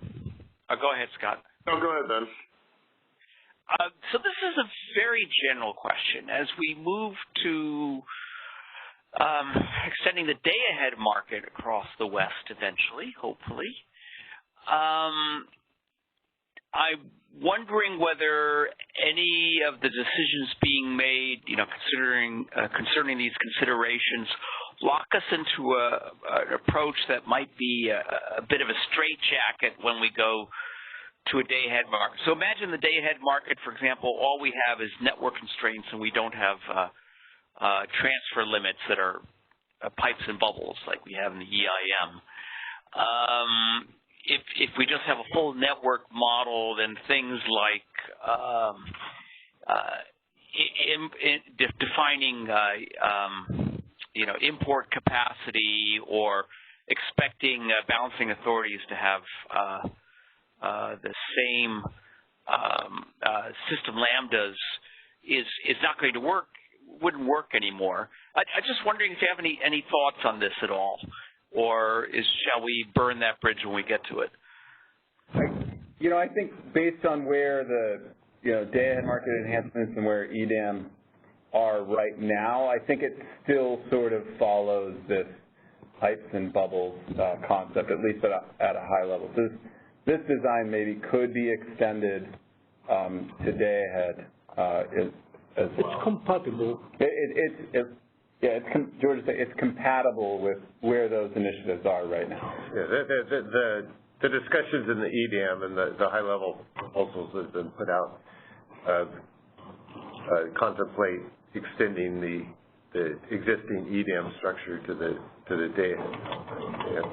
Yeah, so then we will have transfers and transfer limits in the EDAM as well. Actually, we'll have a lot more because there are multiple transmission products for intertie capacity between DAAs, and we even have capacity products. So the same process that you see here in EIM was price separation because of transfer constraints. You will also see it in EDAM, and you will see it for multiple products, both energy and capacity products. So in that way, I'm saying that what we're proposing here is actually compatible and consistent with the discussions so far in the EDAM stakeholder process.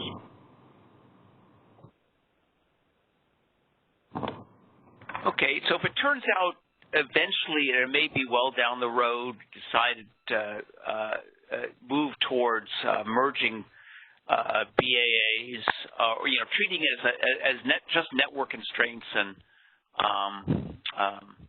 having fewer and fewer pipes and bubbles types of constraints, then we may have to confront some of these issues, but hopefully none of them will be so insuperable that it would prevent us from doing things to improve the efficiency of the market. Okay, I'm glad you're thinking about that.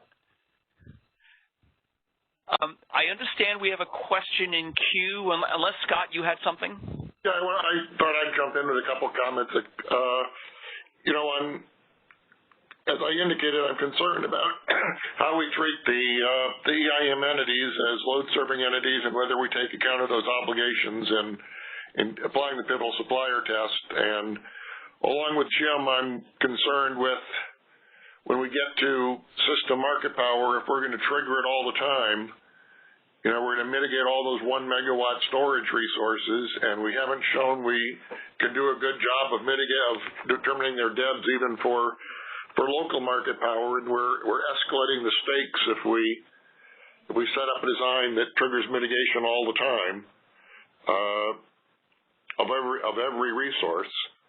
So I think doing something to set a minimum size or to only mitigate the pivotal suppliers, which is doable because that's what PJM does and has done for, you know, 14 or 15 years, so it's workable, would be a good step. On imports, as I indicated, I'm concerned about the fact that a lot of the import supply is going to be in HASP. So when we get to FMM, we're only going to see a little bit of maybe a little bit of outside supply, but mostly just the EIM entities. And you know how this is going to work out in terms of the assumptions we make about how much can be ramped down. So Scott, sorry, this is Brad. I just want to clarify something. So are you saying you think it would be appropriate in FMM and RTD to include that HASP import supply? Well, no, I understand the problem of it's not available to provide ramp, but on the other hand, if it clears at $40 in HASP, and then it's still clearing at $40 in FMM, and you trigger mitigation because you no longer have the 5,000 extra megawatts in that you had in HASP. I mean, I see us triggering the tricky thing is to trigger mitigation when we need it and not trigger it all the time. That's the challenge I see, and I think you need to study how this works before you push the button and before you get too far down the design stage to understand what you're doing and the consequences. Because, you know, and maybe you could get around this by having a trigger that you only trigger mitigation or trigger the pivotal supplier test in FMM if the unmitigated price is more than 5% above the HASP price. So that if it's pretty much the same thing you saw in HASP, you don't trigger mitigation, but if something has changed and it's a lot different, then you go ahead and apply the pivotal supplier test. But I think you ought to, you know, understand what you're getting into and whether you're creating something that's going to mitigate every battery all the time before you make all these design decisions in a vacuum.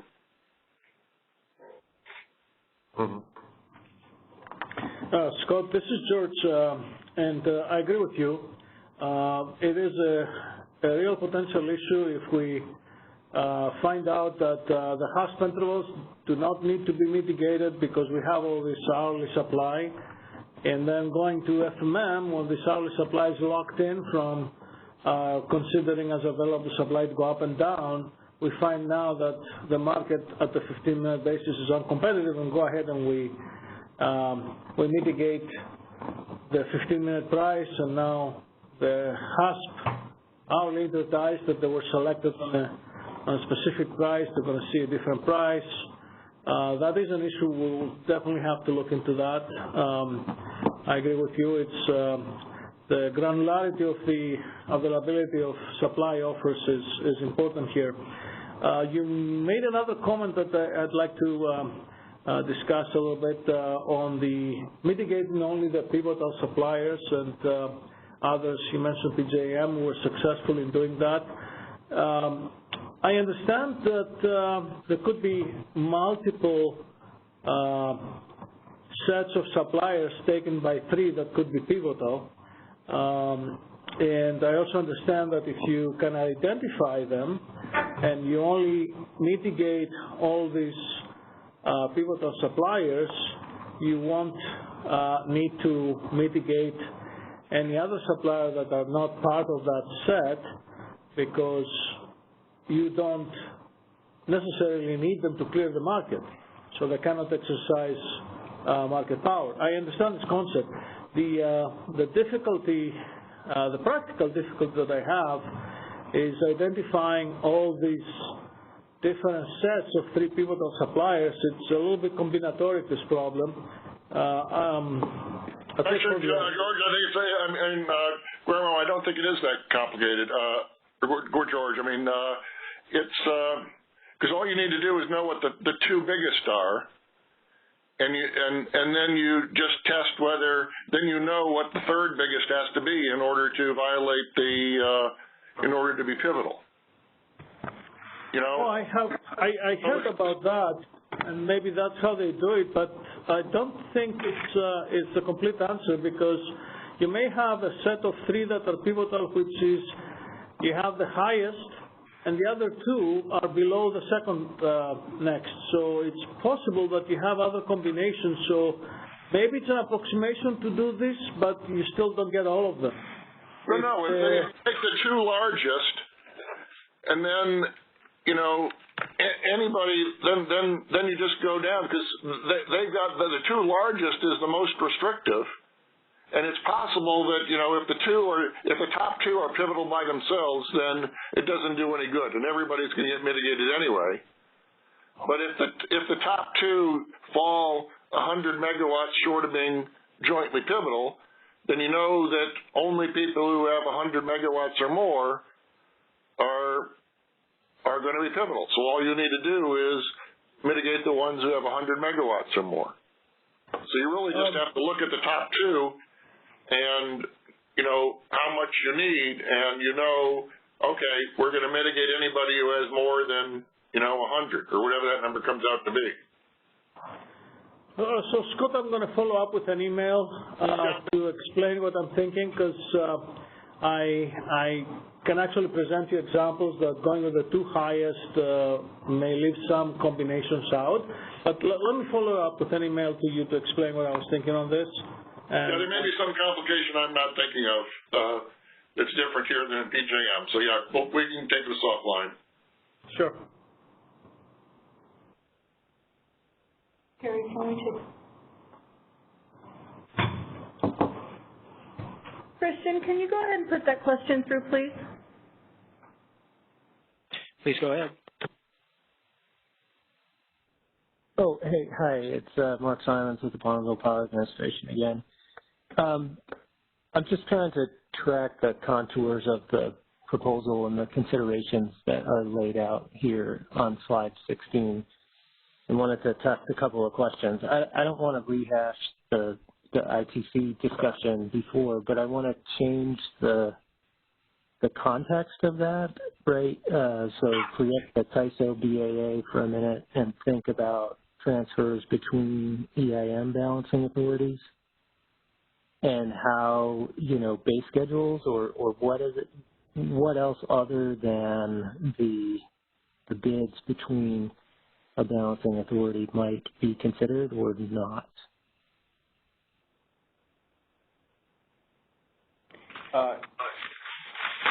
So between the tiers of in the tiered grouping approach, between the tiers you would consider any net cleared EIM transfers into the group as fringe supply available, fixed amount of fringe supply available to pass the pivotal supplier test. Was that the question? So we would allow the... Really up on pass, because that's if it's cleared, it's already used to meet load. So I think he's asking what is extra that can displace the pivotal guys so that it doesn't always fail the pivotal supplier test. And I think that's the EIM offers, isn't it? The EIM offers are what's available to replace the...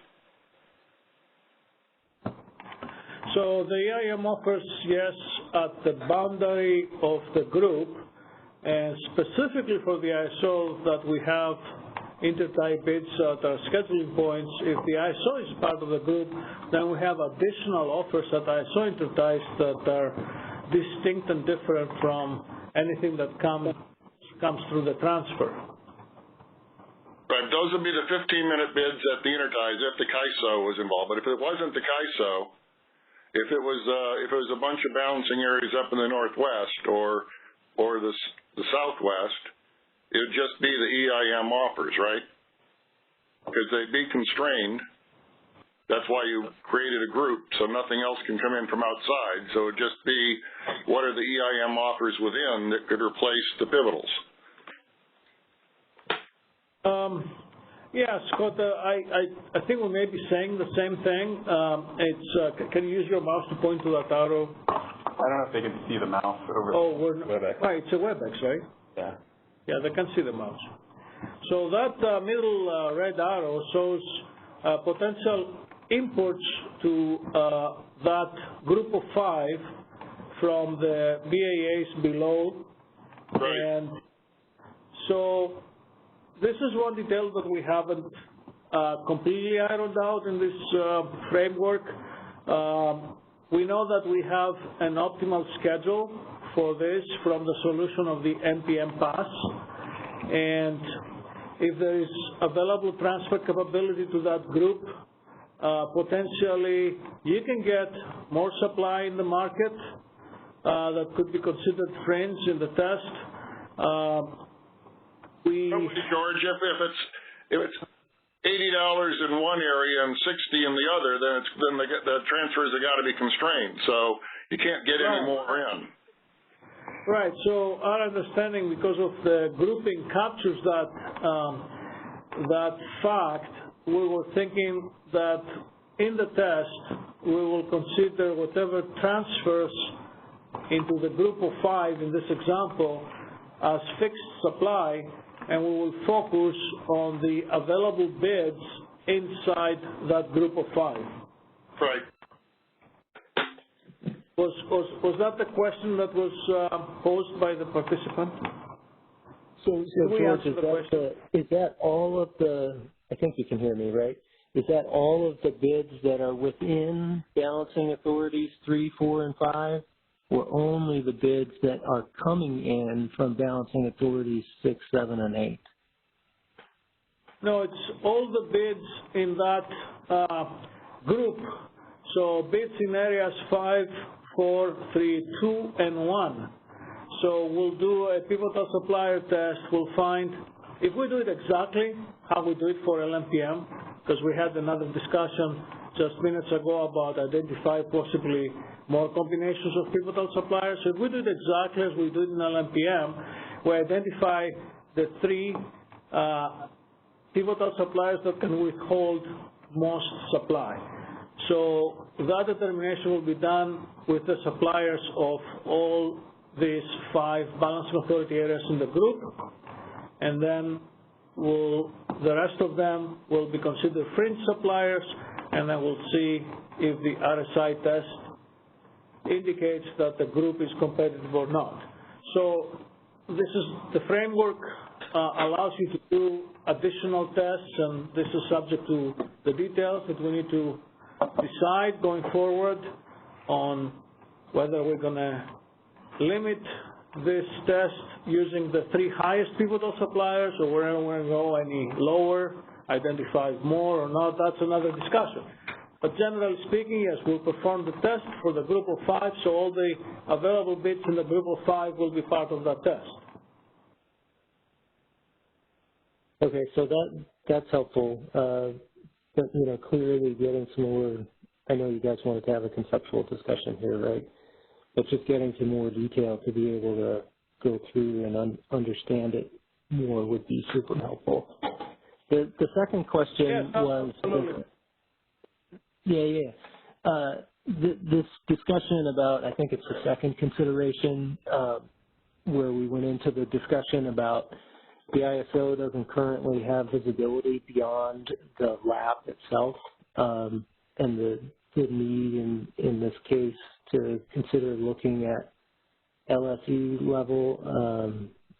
I think we just need to be aware if we go down that road, there's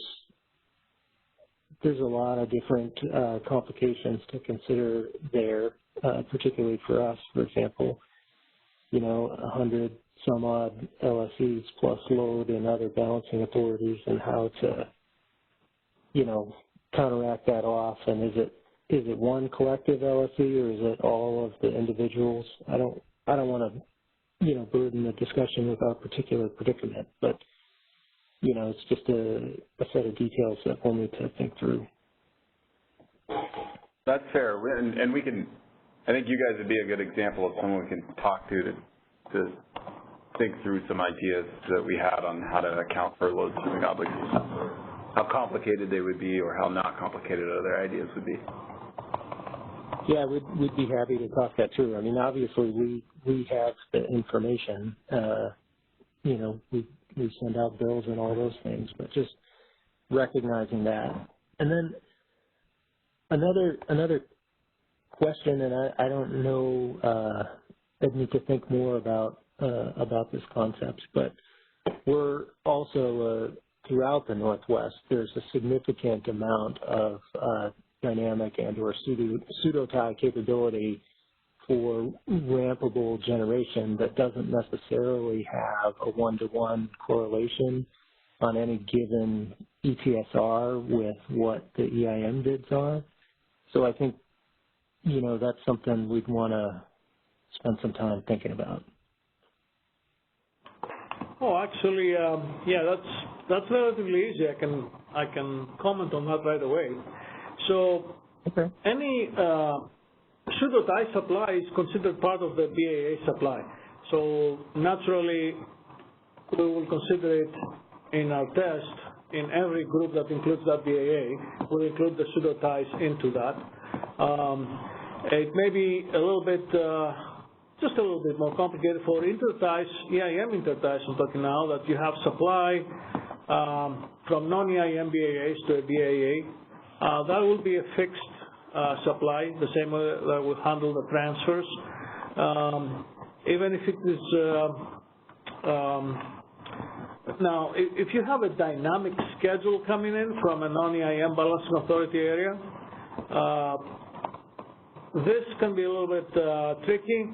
If you're using it to regulate load in your AGC and it's dynamic, it has a signal, dynamic signal. We follow the dynamic signal, but of course there's no bid, and we don't know its availability. We don't know how much load it's going to serve, but since we can assume that since it's used for regulation, we can consider it as its base schedule and consider it fixed in the test. So there are details to work out, but I think they're simple when it comes to the EIM balancing authority areas because we don't support bids at the EIM interties. For the ISO, it's more complicated, and that's why we had this discussion regarding ISO available bids on interties subject to ITC and transmission capacity. It gets complicated there, but for the EIM balancing authority areas, I think it's a simple case. Yeah, we should think about wrapping up this discussion because we got to move on to CRRs. We got a lot of ground to cover yet. Yeah. All right. Okay. I think it is a good time to move on. If there are other questions in the queue, I suggest that you directly reach out to Perry or others at the ISO to ask them, and I'm sure they'll respond quickly. No doubt they don't have any plans tonight, so they're hoping to get some emails from stakeholders. Okay. You'd appreciate that. So, okay, so we'll now move on to CRRs, and Dr. Guillermo Bautista has a presentation. I'll cue that up and then have some discussion. Guillermo? Thank you, Ben. I recognize that I am now between you and your start of the weekend, so I will try to be quick, and we have several areas I'd like to cover quickly in this presentation for the performance of CRR. And I just want to let you know this is a sneak peek of the material that we have. We are preparing a report that we're expecting to post by mid-April about the CRR performance for the first 13 months of operation with the new policy changes that we have implemented. Okay, just to start with a good reference point, let me briefly describe the changes that we have implemented. Obviously, we started with an analysis phase, then we moved into streaming our processes internally beyond the tariff change that we may require. And then we started with two phases of policy changes. The first one was related to the elimination of the non-delivery paths, basically those definitions that go from source to sink that are gen-to-gen or basically non-supply to non-load. Then we moved into the second phase that was tackling revenue adequacy. That was the reason we moved into using a pro rata funding. Prior to 2019, we used to have full funding, and this was really the change that we did to achieve revenue neutrality. And this approach was on a constraint-by-constraint basis. Together with that, we implemented also a reduction of the amount of transmission capacity that we released in the annual process. We moved from 75% to 65% with the idea that we would have more room to accommodate changes that may happen after we have run the annual process.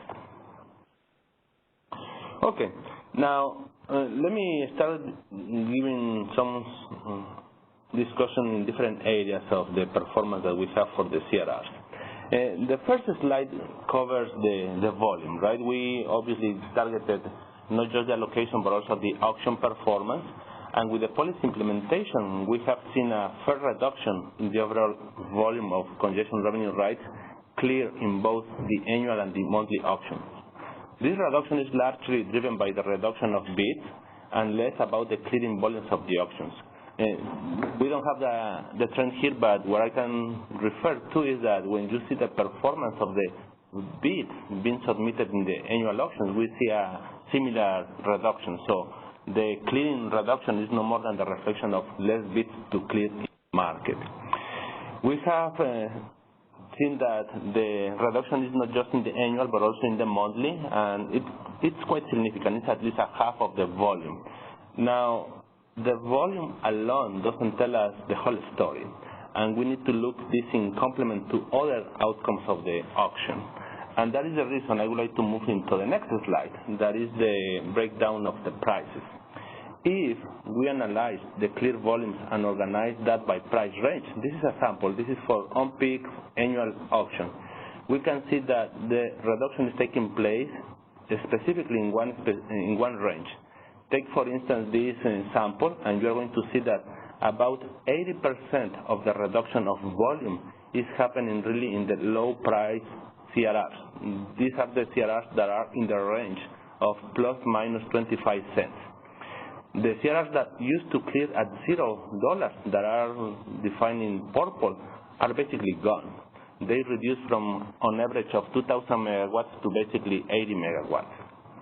This shows that the reduction of volume per se is not a bad outcome because it's less volume but at price higher. Remember, one of the issues that we were dealing with was the low valuation of the CRRs. So higher prices in the auction is not necessarily a bad outcome. I know some analysis have tried to draw a conclusion on the price alone. That analysis will be at least incomplete because we cannot look at prices in isolation. We need to look at prices concurrently with awards. And that is something that brings me to the next slide. Guillermo, this is Ben. Just a quick question. So I think that would imply that the objective function, the surplus then in the auction, has not decreased near as much as the volume. Is that correct?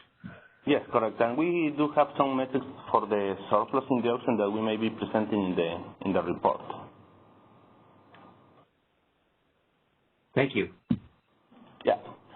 So I have seen other type of analysis, for instance, doing claims based on the prices alone, right? And one of the concerns was that when you look at the prices of the binding constraints, and indeed just the volume or the frequency of binding constraints in the auctions, and there is a fair reduction of the frequency, how many constraints are binding in the auctions.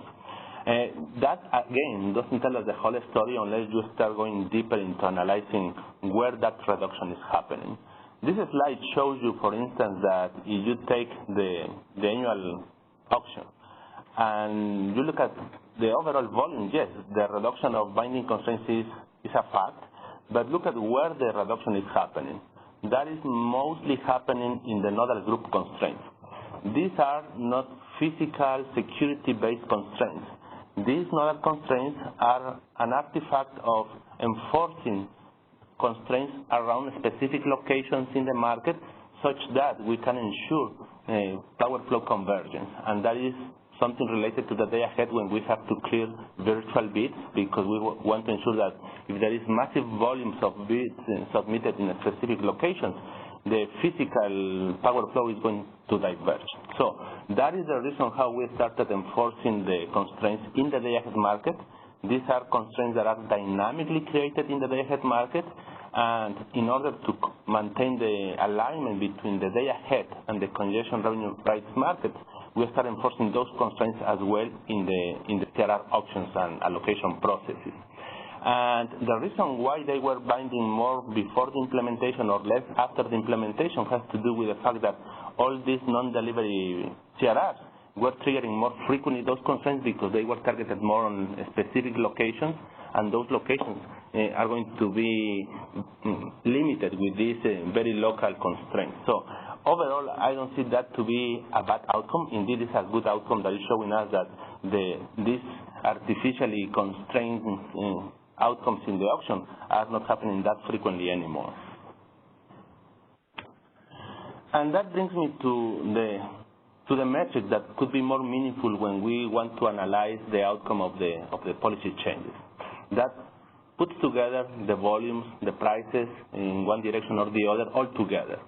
And what you have here is the trend of the auction revenues all together, annual, monthly, and in the positive and in the negative direction. And this is important to highlight because once you see the dramatic decrease of the volume of CRRs cleared plus the increase of prices in the auctions, these come together to show the trend of the auction revenues. And as you can see, even if you look at in the components or as a net reference, that trend has not changed dramatically. There is still a reduction, that is obvious, but in some cases you can see that indeed the level of auction revenues remain in the same ballpark as we have historically seen in other periods of time. If you compare, for instance, the volume that we have in 2017 versus 2019 for the annual positive, basically it's the same volume. So that gives us a better picture to gauge what the outcome or the impact of these policies have had in the performance of the auction.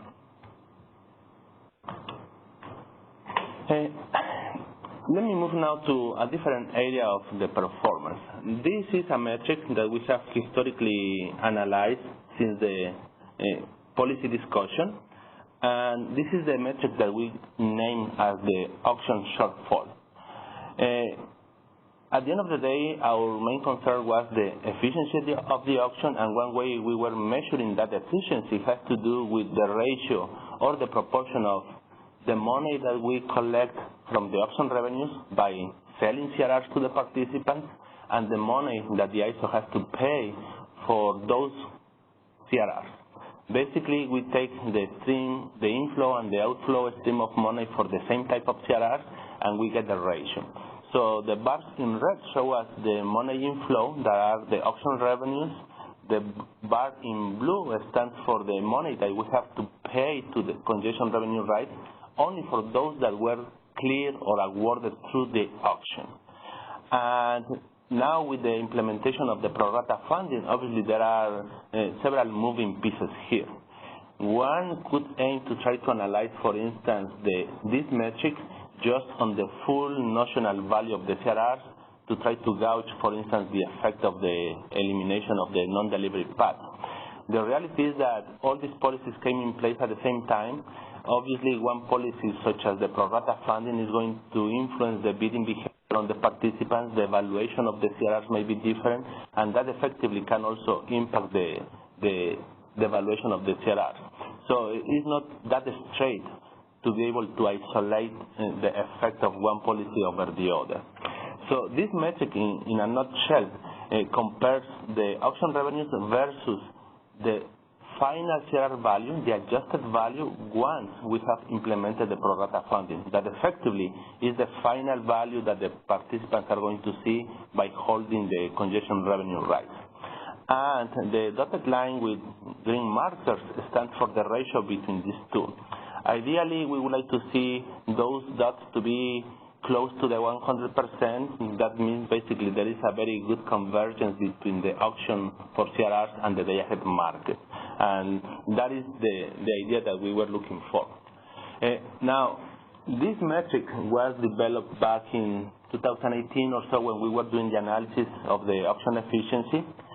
At that time, we have only buy-type CRRs in the auction. There were positions that could cover two different types of positions, actually. One is the CRRs that were being sold by participants that already own CRRs. These were bid effectively as counterflow positions because we didn't have explicitly the sell feature in the market. So the only way for a participant to sell that CRR was to bid in for buying a counterflow. The other type of position was those that were effectively a financial position, taking a position in the auction in order to get a CRR that could be a counterflow. At that point, the inception of this metric has to do with, well, we just have an option where everything is a buy-type CRR. So we put together all those type of CRRs in the same bucket. So when we do the analysis of the metric, now starting in 2019, we realize that we have to do something slightly different for those CRRs that are explicitly a sell. Part of the implementation changes that we had in 2019 with these policies was the ability for participants to explicitly sell CRRs in the market. Now we support that feature. So we can easily track which ones are effectively a sell feature, and obviously we no longer allow the non-delivery paths. In this elaboration of how to consider the sell-type CRRs is when we start to realize that there are two factors here that in the past were not that obvious, and I believe one of those was already raised by DC Energy, and that is when we account for counterflows, there are really two types of counterflows, those that are sell CRRs and those that are financial positions. Starting in 2019, obviously, we only have the sell-type CRRs explicitly. There are no counterflows anymore. But that raises the question whether the metrics that we had prior to 2019 should explicitly break down the contribution of these two in different groups to come with this metric. And I think there is a merit for that. But the second part that now became quite evident when we analyzed the performance of 2019 is beyond that. And that has to do with the fact that when we derive this metric based on auction revenues, we always refer to net auction revenues. Illustrated in previous slides, when we sell CRR, we get money inflow, that is a positive auction revenue for the CAISO. When participants sell CRRs, the CAISO basically has to buy those CRRs. It's a negative auction revenue. Then we have just to net these two and we come with a net auction revenue. Well, if we are measuring the efficiency of the auction in terms of how much money comes from selling the CRRs and how much money we have to pay for settlement of those CRRs, we come to the realization that a better metric for that should be if we take into account only the portion that is really buying the capacity in the market. That is only the buy-type CRRs. And that is the reason the next slide you're going to see a variation of that metric. Because instead of using the net auction revenues, we are comparing now the gross revenues, basically all the revenues that are coming from those CRRs that are being purchased in the auction. Because these are the dollars that we are going to be comparing against the CRR payments. Basically, it's all the money related only to the buy-type CRRs. The money coming from the negative revenues is basically associated with the sell CRRs. We have done a small differentiation here. Not all cell CRRs are the same. There may be basically two groups of cell CRRs. One are those happening between auctions. A participant may purchase a CRR, let's say in the seasonal auction, in the annual auction, and then sells a portion of the full CRR in the monthly auction. That is no more than arbitraging between the auctions.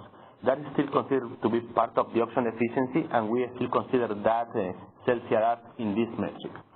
The portion that is no longer considered in this metric is really the portion belonging to the CRRs that were allocated through any of the processes that we may have. They may be long-term CRRs, annual allocated CRRs, monthly allocated CRRs, or even low migration CRRs. And then they are sold in the auction.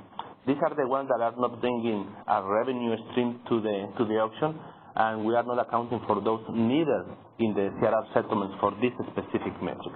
So we are trying to target the efficiency in terms of what the auction is doing, basically making capacity available and selling the capacity through the buy CRRs. So when you have now this new reference, what you have here is a slightly different outcome. So on average, when we used to have the previous metric, the ratio is about 50%. That means participants have invested 50 cents and get paid $1. Well, when we move into this variation of the metric, the ratio grows actually to 83%. Effectively, they pay 80 cents and get $1. And that really leads to quite a different conclusion about the efficiency of the auction, again, because we are targeting now only the buy CRRs. Obviously, the natural question is going to be how this looked like prior to 2019 before we have implemented the changes. We are going to be providing some of those metrics once we publish the report. So I think it would be a good time at this point to see if we have any questions. There's one question in the queue. Christian, can you go ahead and put that question through, please? Hey, Guillermo, this is Seth with DC Energy. And thank you for the opportunity to speak or just ask this question. I think it's useful to show this buy-only metric. And I see here that you have 2019 on here. Would it be possible to also produce this back through 2018 and 17 and back before we made the changes in 2019? Yes, thank you. Yes, we're expecting to expand the metric now to look back for the previous 2 years at least. Another useful cut of the data would be to separate the buys that are prevailing flow and the buys that are counterflow.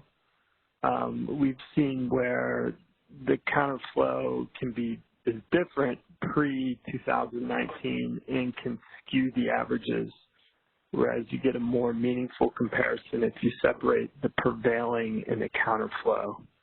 And if you could segment that within this buy-only representation, I think that'd be very useful.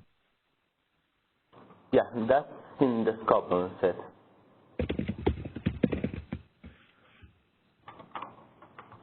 Do we have any other questions? Okay. This is Ben. I just another way to look at what you've done, Guillermo, and I think this is quite useful, is that it corrects, let's see, the previous metric where you just look at auction revenues and then the payouts to the bought CRRs. It misses the fact that the CRRs that were sold back had a claim on congestion revenues that they no longer make, and that's a benefit to consumers. So that's a portion of the congestion revenues that now the consumers get to keep that they didn't get before.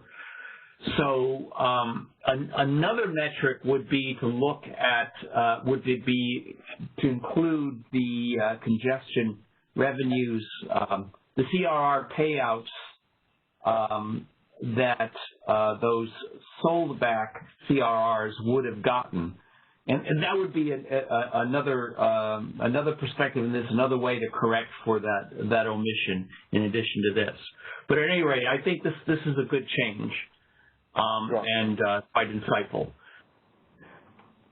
I just want to follow up on that, Ben. Well, it would be good to, there is another way of adjusting, which is to back out what would have been paid to the FTRs that were sold back and cashed out in the auction, and that's been done in other ISOs for these comparisons. But the problem here is with the 1B proration, it becomes very difficult you can calculate what the target payout would have been, but it's not easy to calculate what the actual payout would have been. We can do an approximation and, use some rule to apply proration, but we can't actually, it isn't the same because we've got the proration going on. Yeah, you're right. You would have to do the entire settlement all over again and simulate that in order to do that. And I recognize it's a lot of work, not just the price times the difference in nodal prices times the amount of CRR. Yeah, you're right. And we have been debating internally on this because prior to the pro rata funding, that would be quite feasible to do. But now that we have the pro rata funding in place, even though you may have the very same CRR definition, its valuation is going to be different depending who owns that CRR. And that is really what makes this basically impossible to assess what the value is after the fact, because there is more than one value depending who has that CRR. I think it would be very problematic to make any assumption or try to come with some rule of thumb to agree on what would be a reasonable way to assess that the value of the CRR. So I wouldn't be committed right away to try to do that assessment just because of the nature of the inability to come with a solid evaluation, given the fact that there is many different valuations depending who owns that CRR.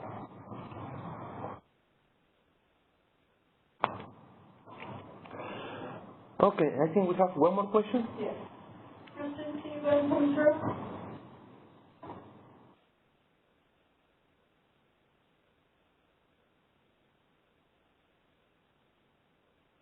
Hi, Gamma. This is Callie Wells with WPTF. You might regret mentioning that you're putting out a report because now I'm just going to add to the data request. While I appreciate it. So one other interesting, I think, perspective on looking at this metric is to also distinguish between the delivery paths and non-delivery paths, just because that was, when we were going through the policy process to try and figure out, potential changes, oftentimes it was categorized by delivery path and non-delivery path, and that was kind of used to support the ISO's policy or proposal to restrict the biddable paths. So just as, you're going through a report, I think slicing it that way would also be interesting to look at as a comparison. Okay. And then the other, the other data, oh, sorry, go ahead. No, that's fine. Go ahead. Okay, and then the one last data request is back on slide 6 where you were showing kind of the overall change in revenue. Clearly with the drop in volume that indicates that prices have gone up, but just because prices go up does not necessarily mean that the pricing has become more accurate, and that again was also kind of one of the metrics we looked at in the policy process quite a bit. So I anticipate you'll be including some pricing accuracy metrics in the report. Just because you have in the past, and they've always tended to be average.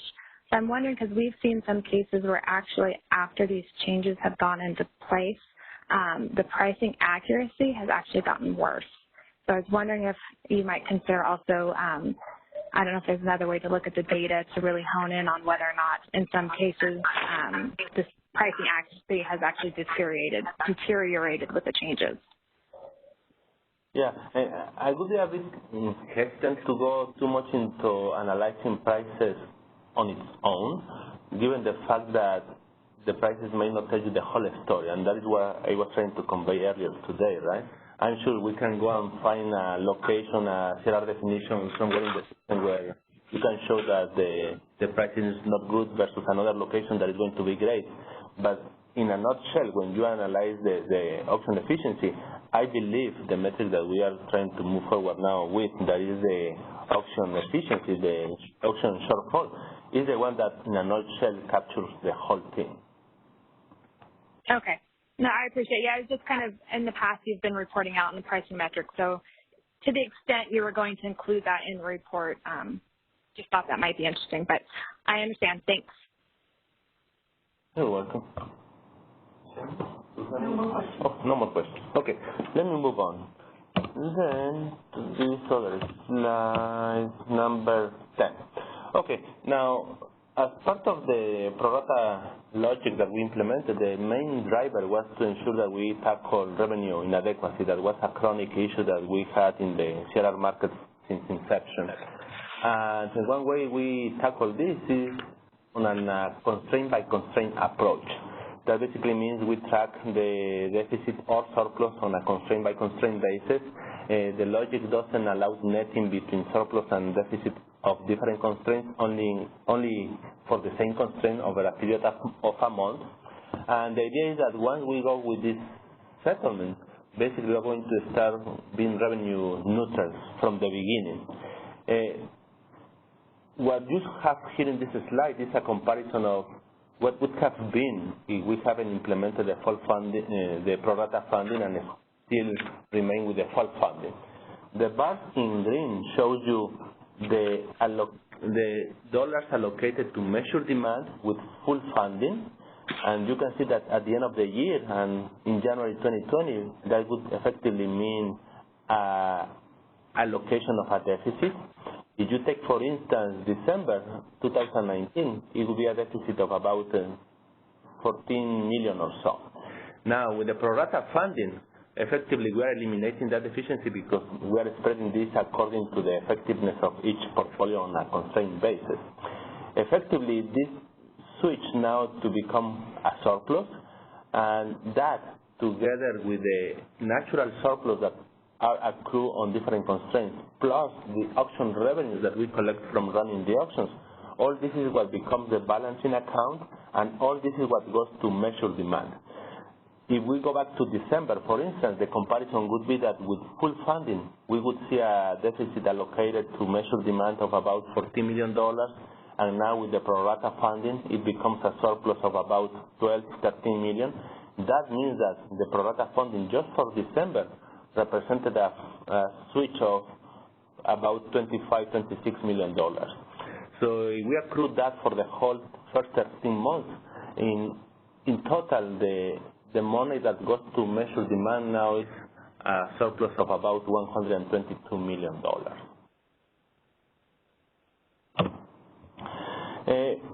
One of the questions that naturally arises is once we apply the pro rata funding, who is mostly impacted? This slide tries to show some color of that impact, and is basically organizing and grouping the deficits allocated to the different types of CRRs. And in a nutshell, basically, all the CRRs are impacted to a different degree. And you can see that in this trend, the largest impact is seen by monthly CRRs, and that follows naturally by the annual CRRs.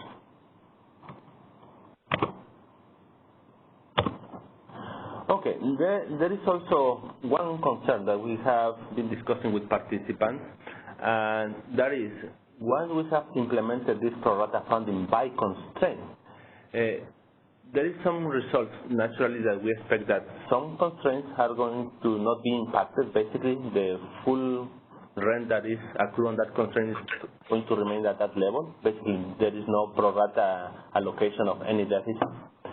There is a meaningful volume of constraints that are seeing a relatively modest deficit allocation, and there are others that see a very meaningful deficit allocation. And you can see, for instance, there is one, the right-hand side axis is actually in $1 million. You can see that there is a constraint that accrues approximately 47 million of deficit, and this is for the full 13-month period.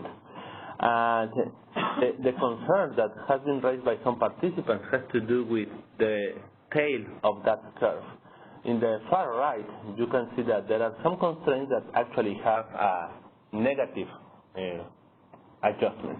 Basically means it's flipping the settlement. It's a reversal of the settlement. Originally, it may have been a positive CRR value, and now effectively it's a full charge. The natural question is why this outcome is observed in the market and whether it's actually a right outcome. And we have analyzed this outcome, and it's not an error. It's an outcome of how we actually run the power flow and the market optimization.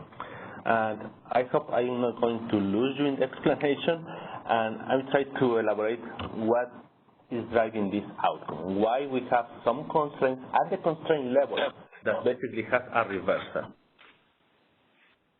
Is there any comment there? Okay, let me go through this outcome. What we have, let me start elaborating what we have in the day-ahead market. We have, obviously, a day-ahead market that is run on an optimization, cost minimization problem. Internally, we have two separate modules. One module that runs effectively what the market is the security constraint unit commitment, and the other module is what we use to run the power flow, because we have to do congestion management, we use our AC power flow. Now, there is an iteration loop between these two modules. We first solve the scope problem, we determine the optimal dispatches for generation and demand. That information is passed now to the network model in order to run the power flow. When we solve for the market side, the demand, for instance, is managed as a single variable in an aggregated fashion. That is what we call the DLAP. So we have the different load serving entities bidding at the DLAP level. We don't have the load being bid at the individual location level. So when we move from the market side to the network side, that variable that is an aggregated load point is now disaggregated into the specific location, because when we run the power flow, we need to see specifically the injection at the nodal level. From that solution of the power flow, we get the current operating point, that is the starting point for the power flow. We linearize the power flow around that operating point, and part of that solution is giving us the shift factors and the loss penalty factors. That is the information that now is moved from the network application to the market side. Now the market side is going to account for that information, is going to create linear constraints for the transmission constraints using the shift factors. When we move back from the network flow application to the market side, we reaggregate the effect of the aggregated locations such as the DLAPs. And in here is where we have a rule that basically any location, including the aggregated points such as the DLAPs, that have a shift factor or a contribution of less than 2% are basically not going to be considered in the congestion management because it's below the threshold. So in this linearization is when we start having an effect of having this round-off rule of 2%. Effectively, if a DLAP has a contribution that is less than 2% to do congestion management of a specific constraint, if that constraint is far enough, electrically speaking, with respect to the injection of that DLAP, the effect of the DLAP is not going to be considered. So now when we go into the calculation of the CRR settlement, and we take all the shift factors, we only take into account those that are above the 2%. And it is here where we are going to lose that control, that variable that was used in the power flow because it's below the 2% threshold. If it happens that that DLAP, for instance, was contributing with positive flows to the constraint, and that is no longer in place because it's below the threshold, that offsetting is gone. Now what you stay with is only the negative contribution. And that is really what has happened with this type of constraint.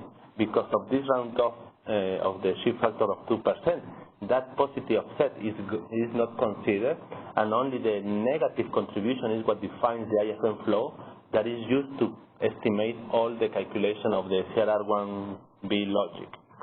This is the reason why, at the end of the day, when you see at the constraint level, we have this reversal of the flow because it's only the negative contribution that was above the 2%. And this is what is creating that outcome.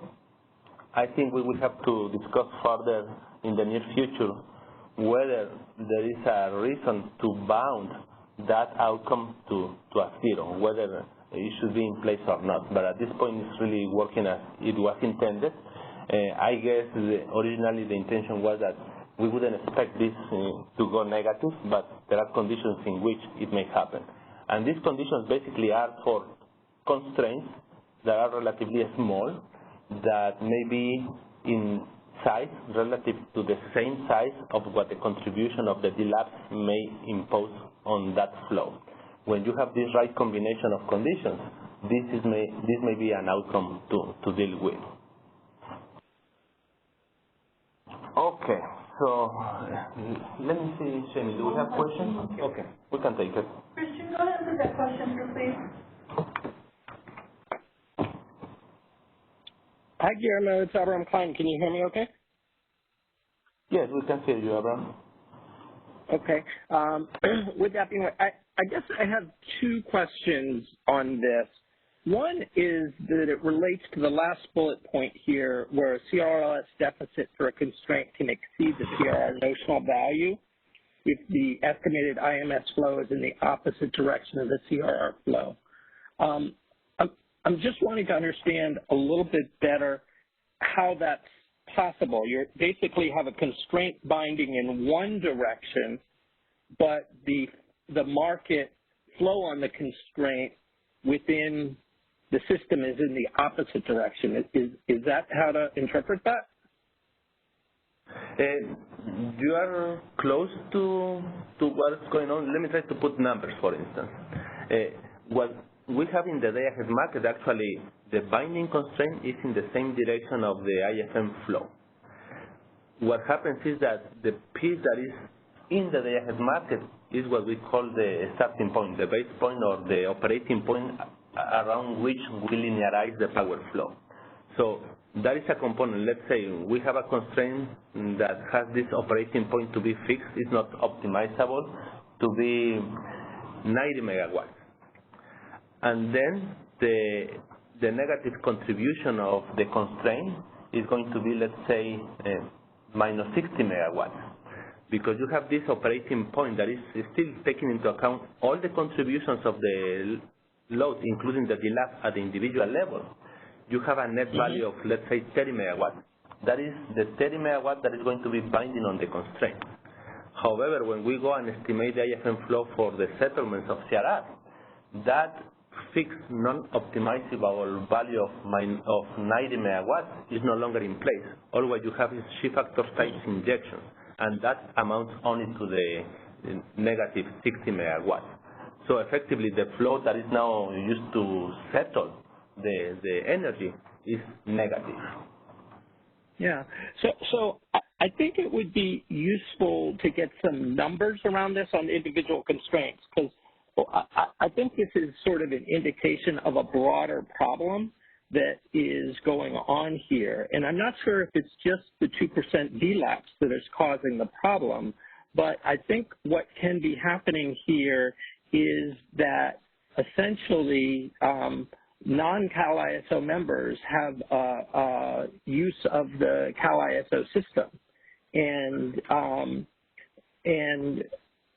what can happen, let's say, you have your Devers to San Bernardino constraint and a certain amount of power coming in from Palo Verde to a non-Cal ISO load member. When that constraint happens within California's market, internal, not at the border, you still have the same amount of flow coming in from the non-Cal ISO members that are using that constraint. But it's just a much higher share of the constraint than was assumed in the CRR allocation. Does that make sense to you? I understand the concern you're describing, but I can assure you it's not this one. And this is a different concern, and I think I'm going to touch on that.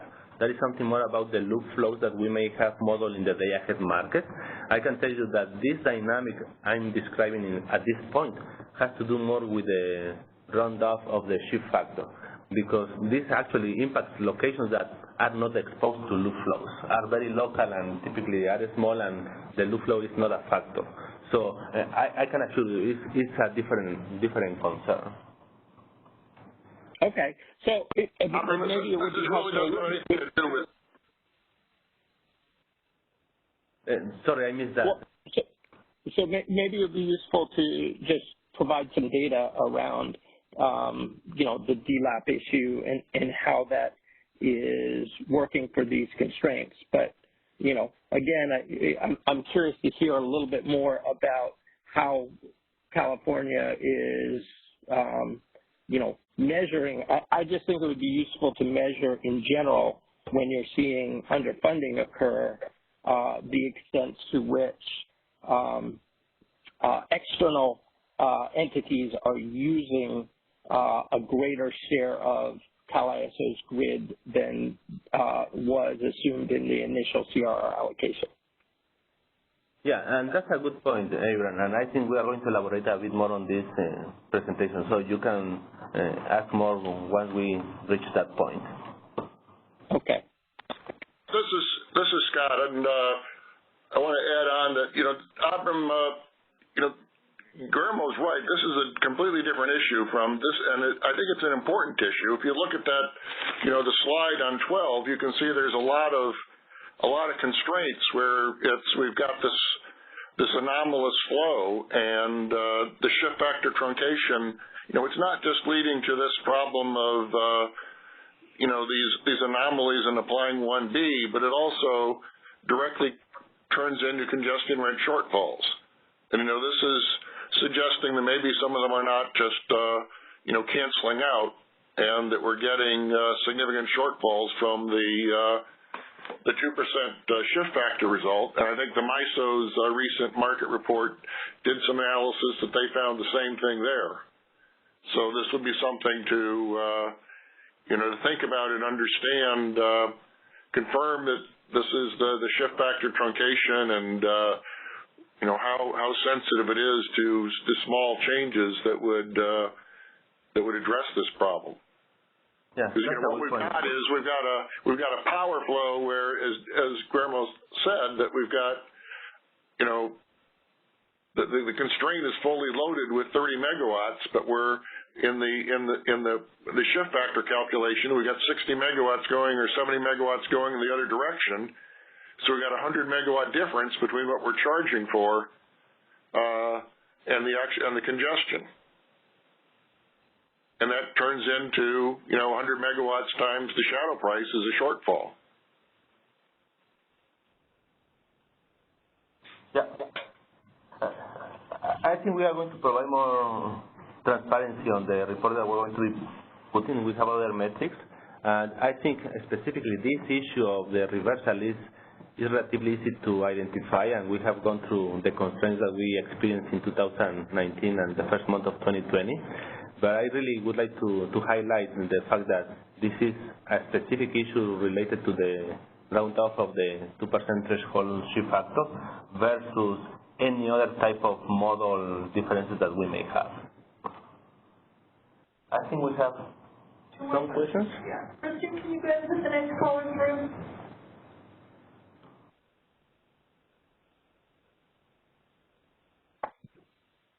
Oh, this is Callie Wells. Yeah, please go ahead. Sorry, this is Callie Wells, WPTF. I accidentally raised my hand, but we already addressed it. Thanks. Do we have one more? Yeah, is there one more question, Christian?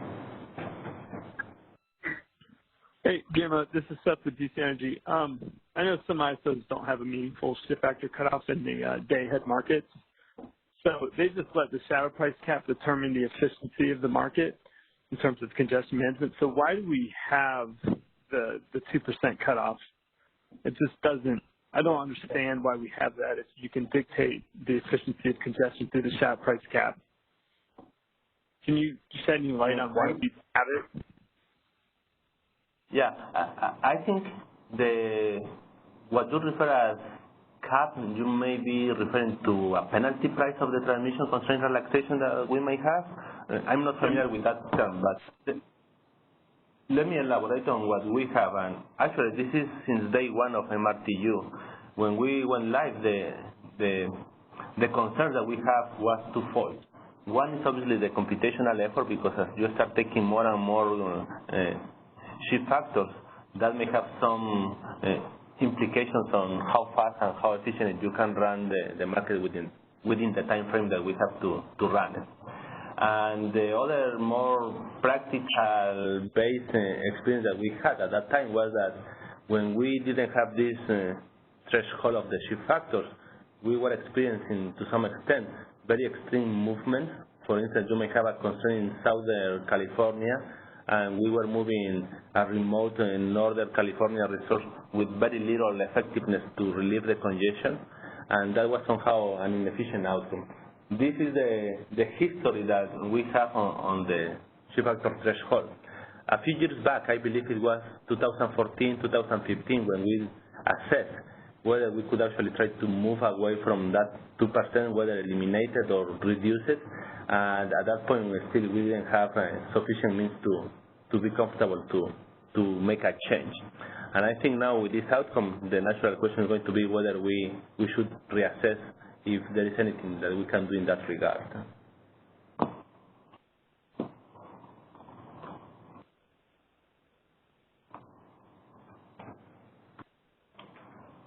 Okay, thanks, Guillermo. I wondered, this is Ben, are there any other questions on the phones? On the phone. Hi, this is Avram from Appian Way again. I just have a really quick follow-up.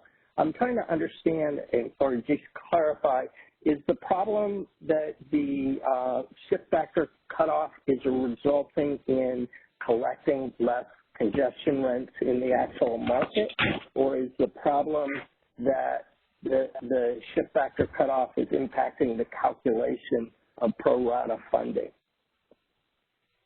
It's actually both, right? I would say the second issue is a consequence of the first item that you described. Effectively, the round off basically led you short of auction of congestion rents. Okay, thank you. And as Guillermo said, it also messes up the 1B calculation. So it leaves us short of money, and it creates the effect Guillermo found here of distorting the 1B calculation. So just to clarify in terms of distorting the calculation, if it's just a distortion of the calculation, is that something where that can be corrected, or does correcting the calculation just mean that the money doesn't add up in that case?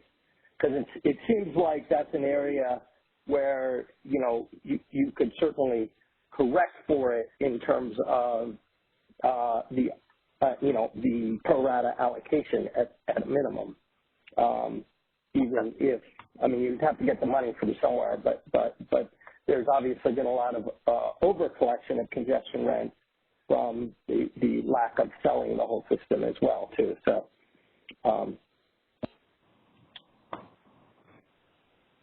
Yeah, I think the core issue is that when this outcome comes, effectively we're going to collect less congestion rents than we should. That is a fact that we have to deal with. The consequence of that also leads you to this reversal of flows potentially. In some cases, it may not be high enough to be a reversal. It could still diminish the amount of rent that you have on the constraint, that you're going to have a very heavy deficit allocation, and it still could remain positive, but that would be the less obvious or less stringent outcome. We need to look more holistically whether to somehow capping this would be the right thing to do without trying to address holistically the fundamental issue, because one may think that, well, can you just cap it to never become negative? In that case, effectively, we are just socializing the rent across the system, right? Because we are going to be bounding that to not become negative. So that requires some discussion whether it's the right thing to do or not.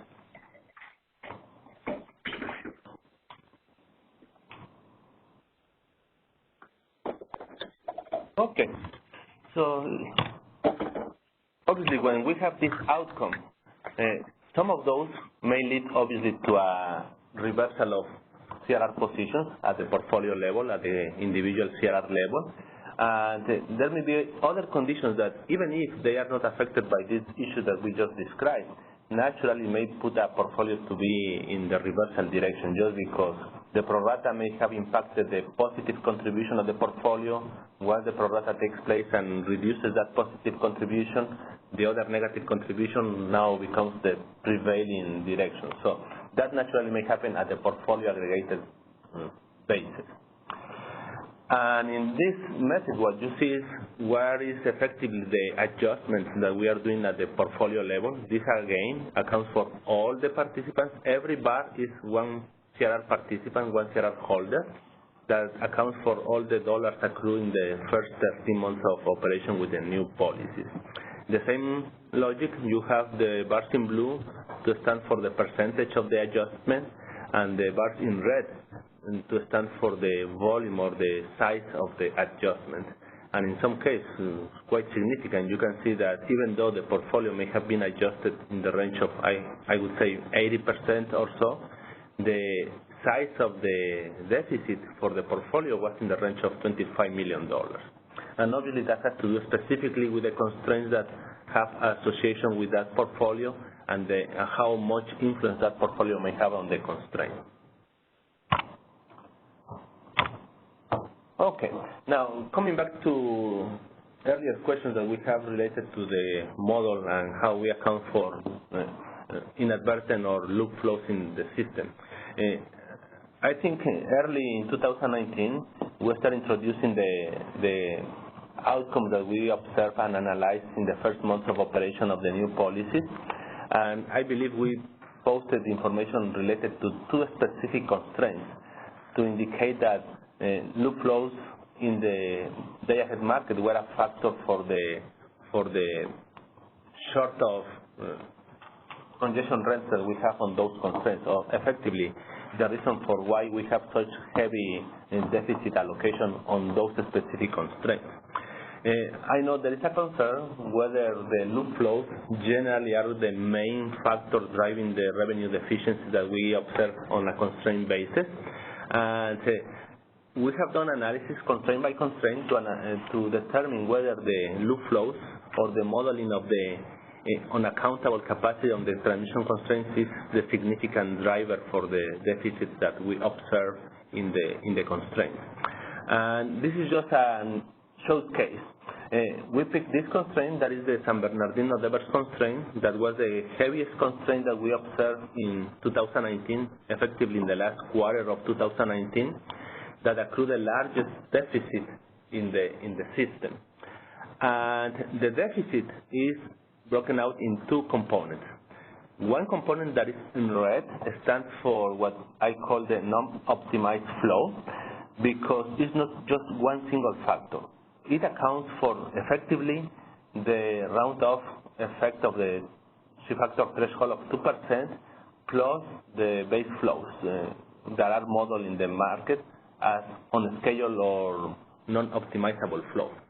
So when we account for the contributions of flows on the transmission constraints of the CAISO coming from any other location outside the California system, because we run the full network model, there will be some portion of that capacity that may be taken away from these loop flows. Effectively, it's capacity that is modeled as fixed in the market and is not used to collect congestion rent. And this is going to the point from Abraham, whether this loop flow is taking significant capacity away from being available and optimized in the day-ahead market. This illustration shows you the extent, for instance, of the most significant constraint in terms of deficit and how much of that is really attributed to the loop flows and the shift factor threshold round-off issue that we have. And yes, it is a factor. In some cases, it's maybe $400,000, but if you see in relative terms, the red, the one that is in blue, stands for all the remaining deficit accrue on that constraint. And you can see that it's a relatively small contribution what comes from the loop flows and the shift factor. But I need to emphasize that unless we go and specifically analyze and rerun the market, we can distinguish what portion of that red is actually loop flows versus shift factor threshold round-off. Here is all together, and we cannot really distinguish which one is the dominant factor. What we know is that all these two components together is relatively a small contribution to the overall deficit on that constraint. And I hope that gives some transparency in terms at least on the major constraints that we have seen for deficit. Now, we have a transparency project that is under implementation right now, and that is in part based on the feedback that we receive from participants. Much of that information that is going to be quite granular will allow you to basically come with this metric to see the difference between the capacity that we optimize in the market versus the capacity that we are actually imposing in the day-ahead market. So this information would be able, you would be able to come with this level of analysis for the constraints. I would like to pause to see if we have any questions on this specific topic. Kristen, can you put them through?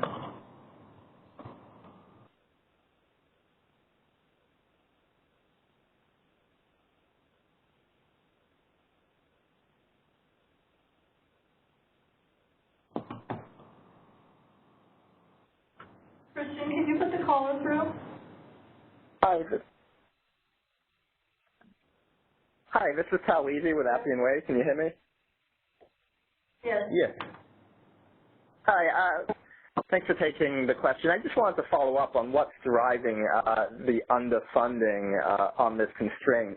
I mean, you said the graph shows it's primarily not loop flows, but I think a couple weeks back during a market update call, you said you would drop the limit on this constraint by about a third to account for flow differences between what the IFM was seeing and what was actually being needed, primarily because of non-CAISO flows.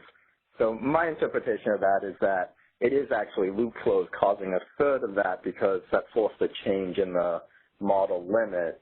But then in my calculations, I still couldn't figure out what was causing the other half of the underfunding. So a little more clarity on that would be great. So let me to explain what we discussed last time in the MPPF. Actually, I think it was this week. This is a constraint. It's a contingency-based constraint that was imposed in the market after we started dealing with some outages that were planned in the southern part of California. Now, we are not talking about one single outage. It's a series of outages that overlap at different times of the period. The description I was elaborating on the MPPF has to do with the dynamic that we have three markets, the CRR market, the day-ahead market, and the real-time market. Ideally, we want to make sure that the capacity that we release in each of these markets align quite well with respect to the other markets. If we have a good alignment between the day-ahead market and the congestion revenue right markets, we minimize issues with revenue adequacy. If we have a good alignment between the day-ahead market and the real-time market, we minimize issues of real-time congestion offset. Now, the reality is that when we are operating the system, there is another reference, that is the actual operation of the system, the actual flows on the constraint. Now, again, this is a contingency-based constraint. What we experienced during that time is that when we were running the market, the real-time market, there were very challenging conditions because this constraint is impacted not just by the outages, but also by the production of renewable resources. So, and also, given the location, electrically speaking, of this area, you can have that it may be influenced by other factors, external constraints or external outages, for instance, may drive conditions on this constraint. And we also have some phase shifters in that area. The reality is that when we were dealing with that management of the constraint in the real time, there were some instances in which the market was not able to converge. I'm speaking the power flow sense. When that happens, effectively the market continues to run, but effectively that constraint is no longer monitored for that specific interval when the constraint didn't converge, and basically it falls off from the monitoring of the market. If that happens right away, potentially the operator may not have the time to react and adjust accordingly to the conditions that it observes. And naturally, now the condition may be leading to an overload of the physical transmission element. Therefore, now the operator has to take action to try to bring it under the limit. And the actions may be creating a reliability margin, basically reducing the limit down to ensure that it has enough room to account for that variation. It may issue exceptional dispatches to try to manage the injections that are contributing to that flow. End of the story, for the real time, effectively the real time has to adjust dynamically based on those conditions. Now, once that is happening for the real time, our concern is to make sure that the day ahead is going to be aligning to ensure that we have a good convergence between the day ahead and the real time. Subsequent days, it means that we are going to try to align the limitation that we have in the day-ahead market to reflect those conditions of the real time. And once we have that in the day-ahead market, the natural concern we have now is to ensure that the CRR is going to have the same limitation that we impose in the day-ahead. And this is where the model complexities and nuances start to play, because if you have this condition to be quite dynamic in the real time, in the day-ahead market, you may go more coarse because you may have a limit for the day, even though you can do it gradually in an hourly basis. Once you are in the day-ahead, how you transpire that hourly granularity into a value that has to be modeled in the CRR. So no matter how timely you try to account for those variations, there is always this limitation of how granular you can model that dynamic from one market to the other. This is really what I was explaining in the last MPPF that really led to this congestion. If you see the overall performance of the market for this last quarter, you are going to see that this was all over the place. We have deficit in the CRR space. We have real-time congestion in the real time. We have some exceptional dispatches issued to some specific resources in the area to be managed. We have influence of the renewable resources being dispatched in this area to manage the constraints. So it is a quite a convoluted outcome that we have for managing this constraint. And obviously, once you start having differences of constraints or limitations between the two markets, you name it, CRR versus day ahead or day ahead versus real time, you may end up with one consequence to be deficit or real-time congestion offset. Does that help to reconcile the information? Yeah, I mean, that explains the limit decrease, which I think accounted for about half of the underfunding. From your analysis, do you think that accounted for most of the underfunding, or the other factors also at play? I will advertise one more time. I would defer more analysis that we are doing for this specific constraint to be shown in the report that we're preparing. Okay, thank you. You're welcome. We have more questions. One more question. Okay. Well, we also need to wrap up. Okay. We are getting closer, yeah. Yeah. I think we have one more question. One more question for mapping away. I think this is a very quick one, though. I just want to clarify on this chart on 15, the non-optimized flow reflects all of the flow on the constraint from any entities that are outside of CalISO, and it's not sort of the difference between the flow and what is expected based on their existing entitlements for imports. This is the I would say, the unscheduled or unmodeled flows from any other injection outside the system. And let me clarify, because this may be not obvious. We don't come and set a fixed value or a predefined value of what the fluid flow is going to be in any specific constraint. This is actually part of the solution that we get from the day-ahead market. We have our full network model. We know our own injections from internal resources from the load, and we also have this approximation of what the schedules are going to be for any other external area. When we go and serve the market, this is the information that we have. The external injections that we're going to have from any other external area are going to be model times shift factors, and that is going to come with some contribution to the flow on a specific constraint. That part is fixed, is not optimizable, is given to the constraint. What we're optimizing is the remainder of the capacity. So we don't come and set predefined entitlements for each internal constraint that we have in the system. This is basically automatically done through the solution of the day-ahead market. Okay. Okay. So the red in the graph is any flows that's coming externally based on your assumptions in the day-ahead market. And obviously there's an assumption that occurs in the CRR allocation that's based on the entitlement, but the red is showing just all of the flows that would be coming associated with external entities and not just changes in those flows.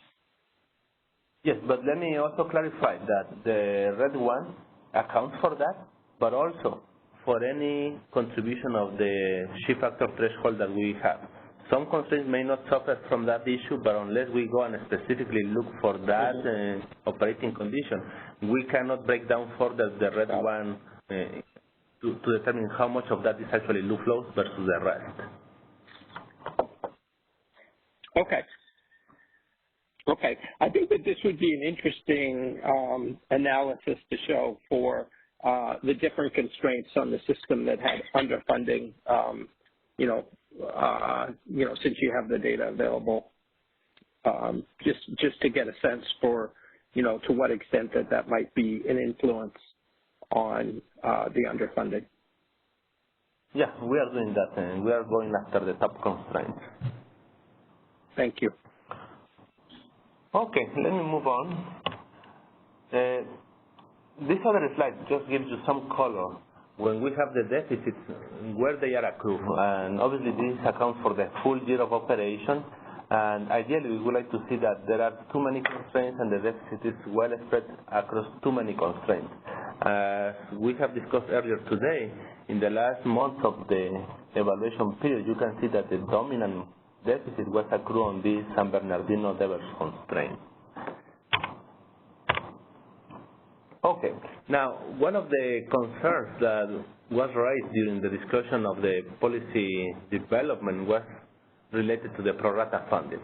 Obviously, once pro rata funding is in place, there's no guarantee that the face value of a CRR is going to remain, because it has to be based on the amount that we need to spread based on the deficit.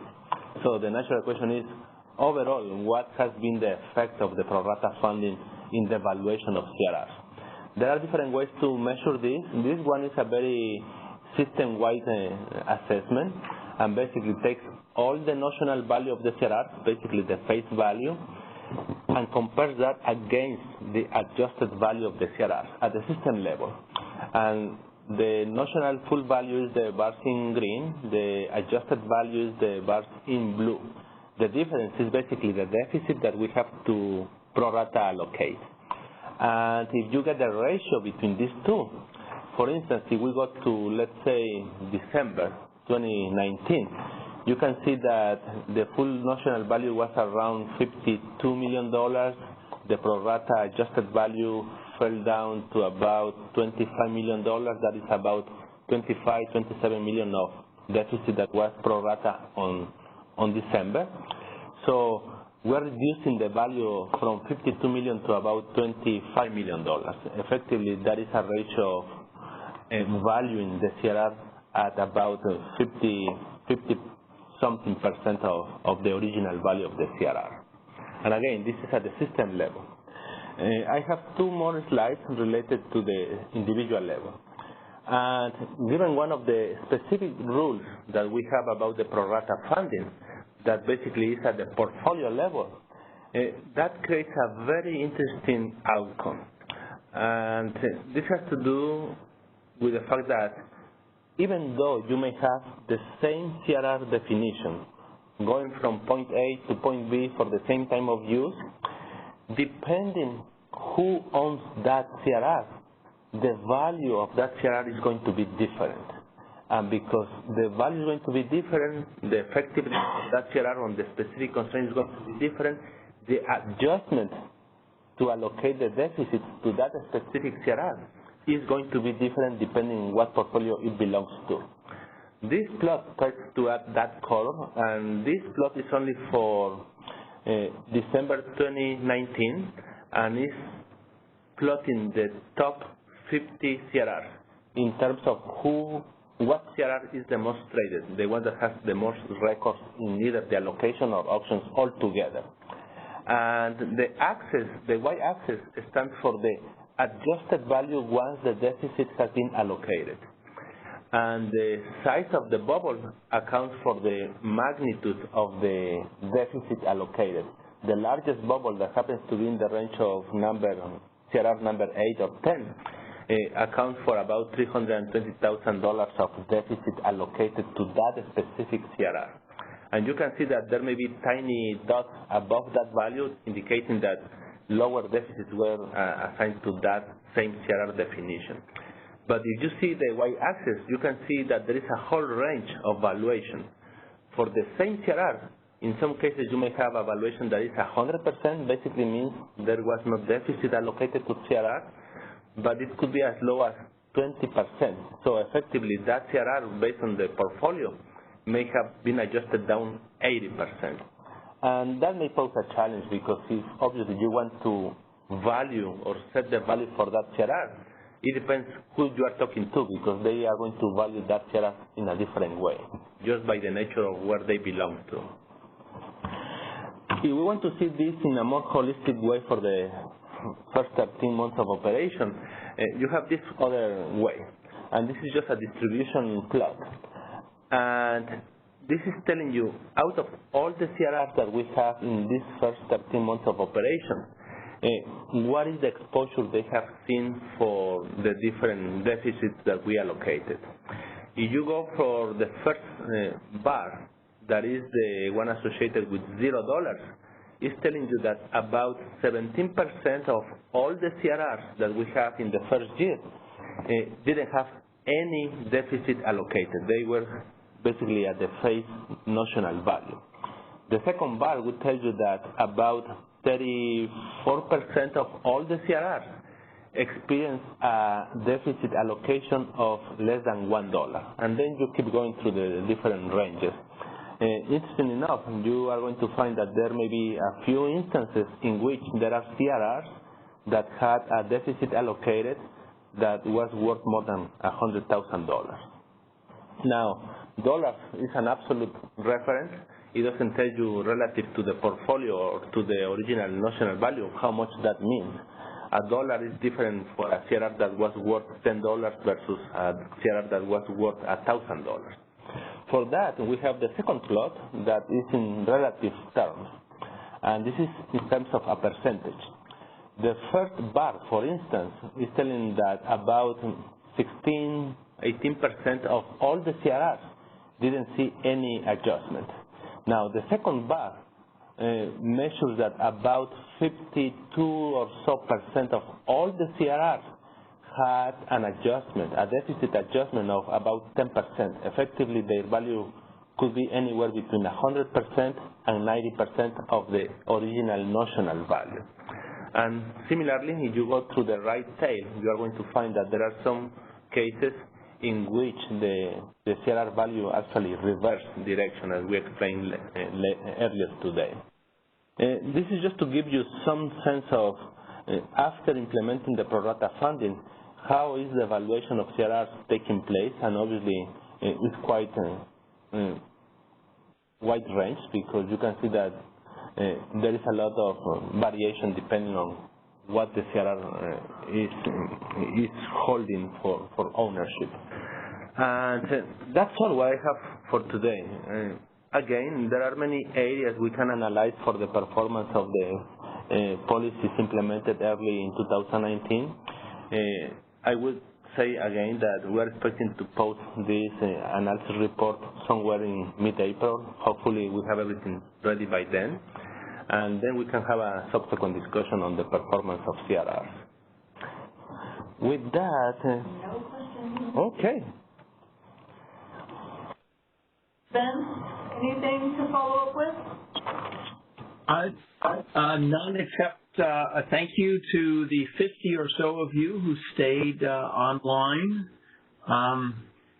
The staff did, I thought, a great job of interacting with the folks on the line and making presentations that were engaging.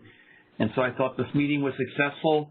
I still miss being in Folsom, and hopefully next time we will be in Folsom, but I thought this went very well. And thanks to everybody who made this possible. We are tentatively scheduling another meeting in May, and hopefully we'll announce it shortly. And hopefully we'll see you all in person at that time. Jim or Scott, anything else you want to add at this time? Not from Scott. Nope. Okay, that's great. Well, I hope that all of you and your families and loved ones stay healthy, and look forward to seeing you in a couple months. Thanks again.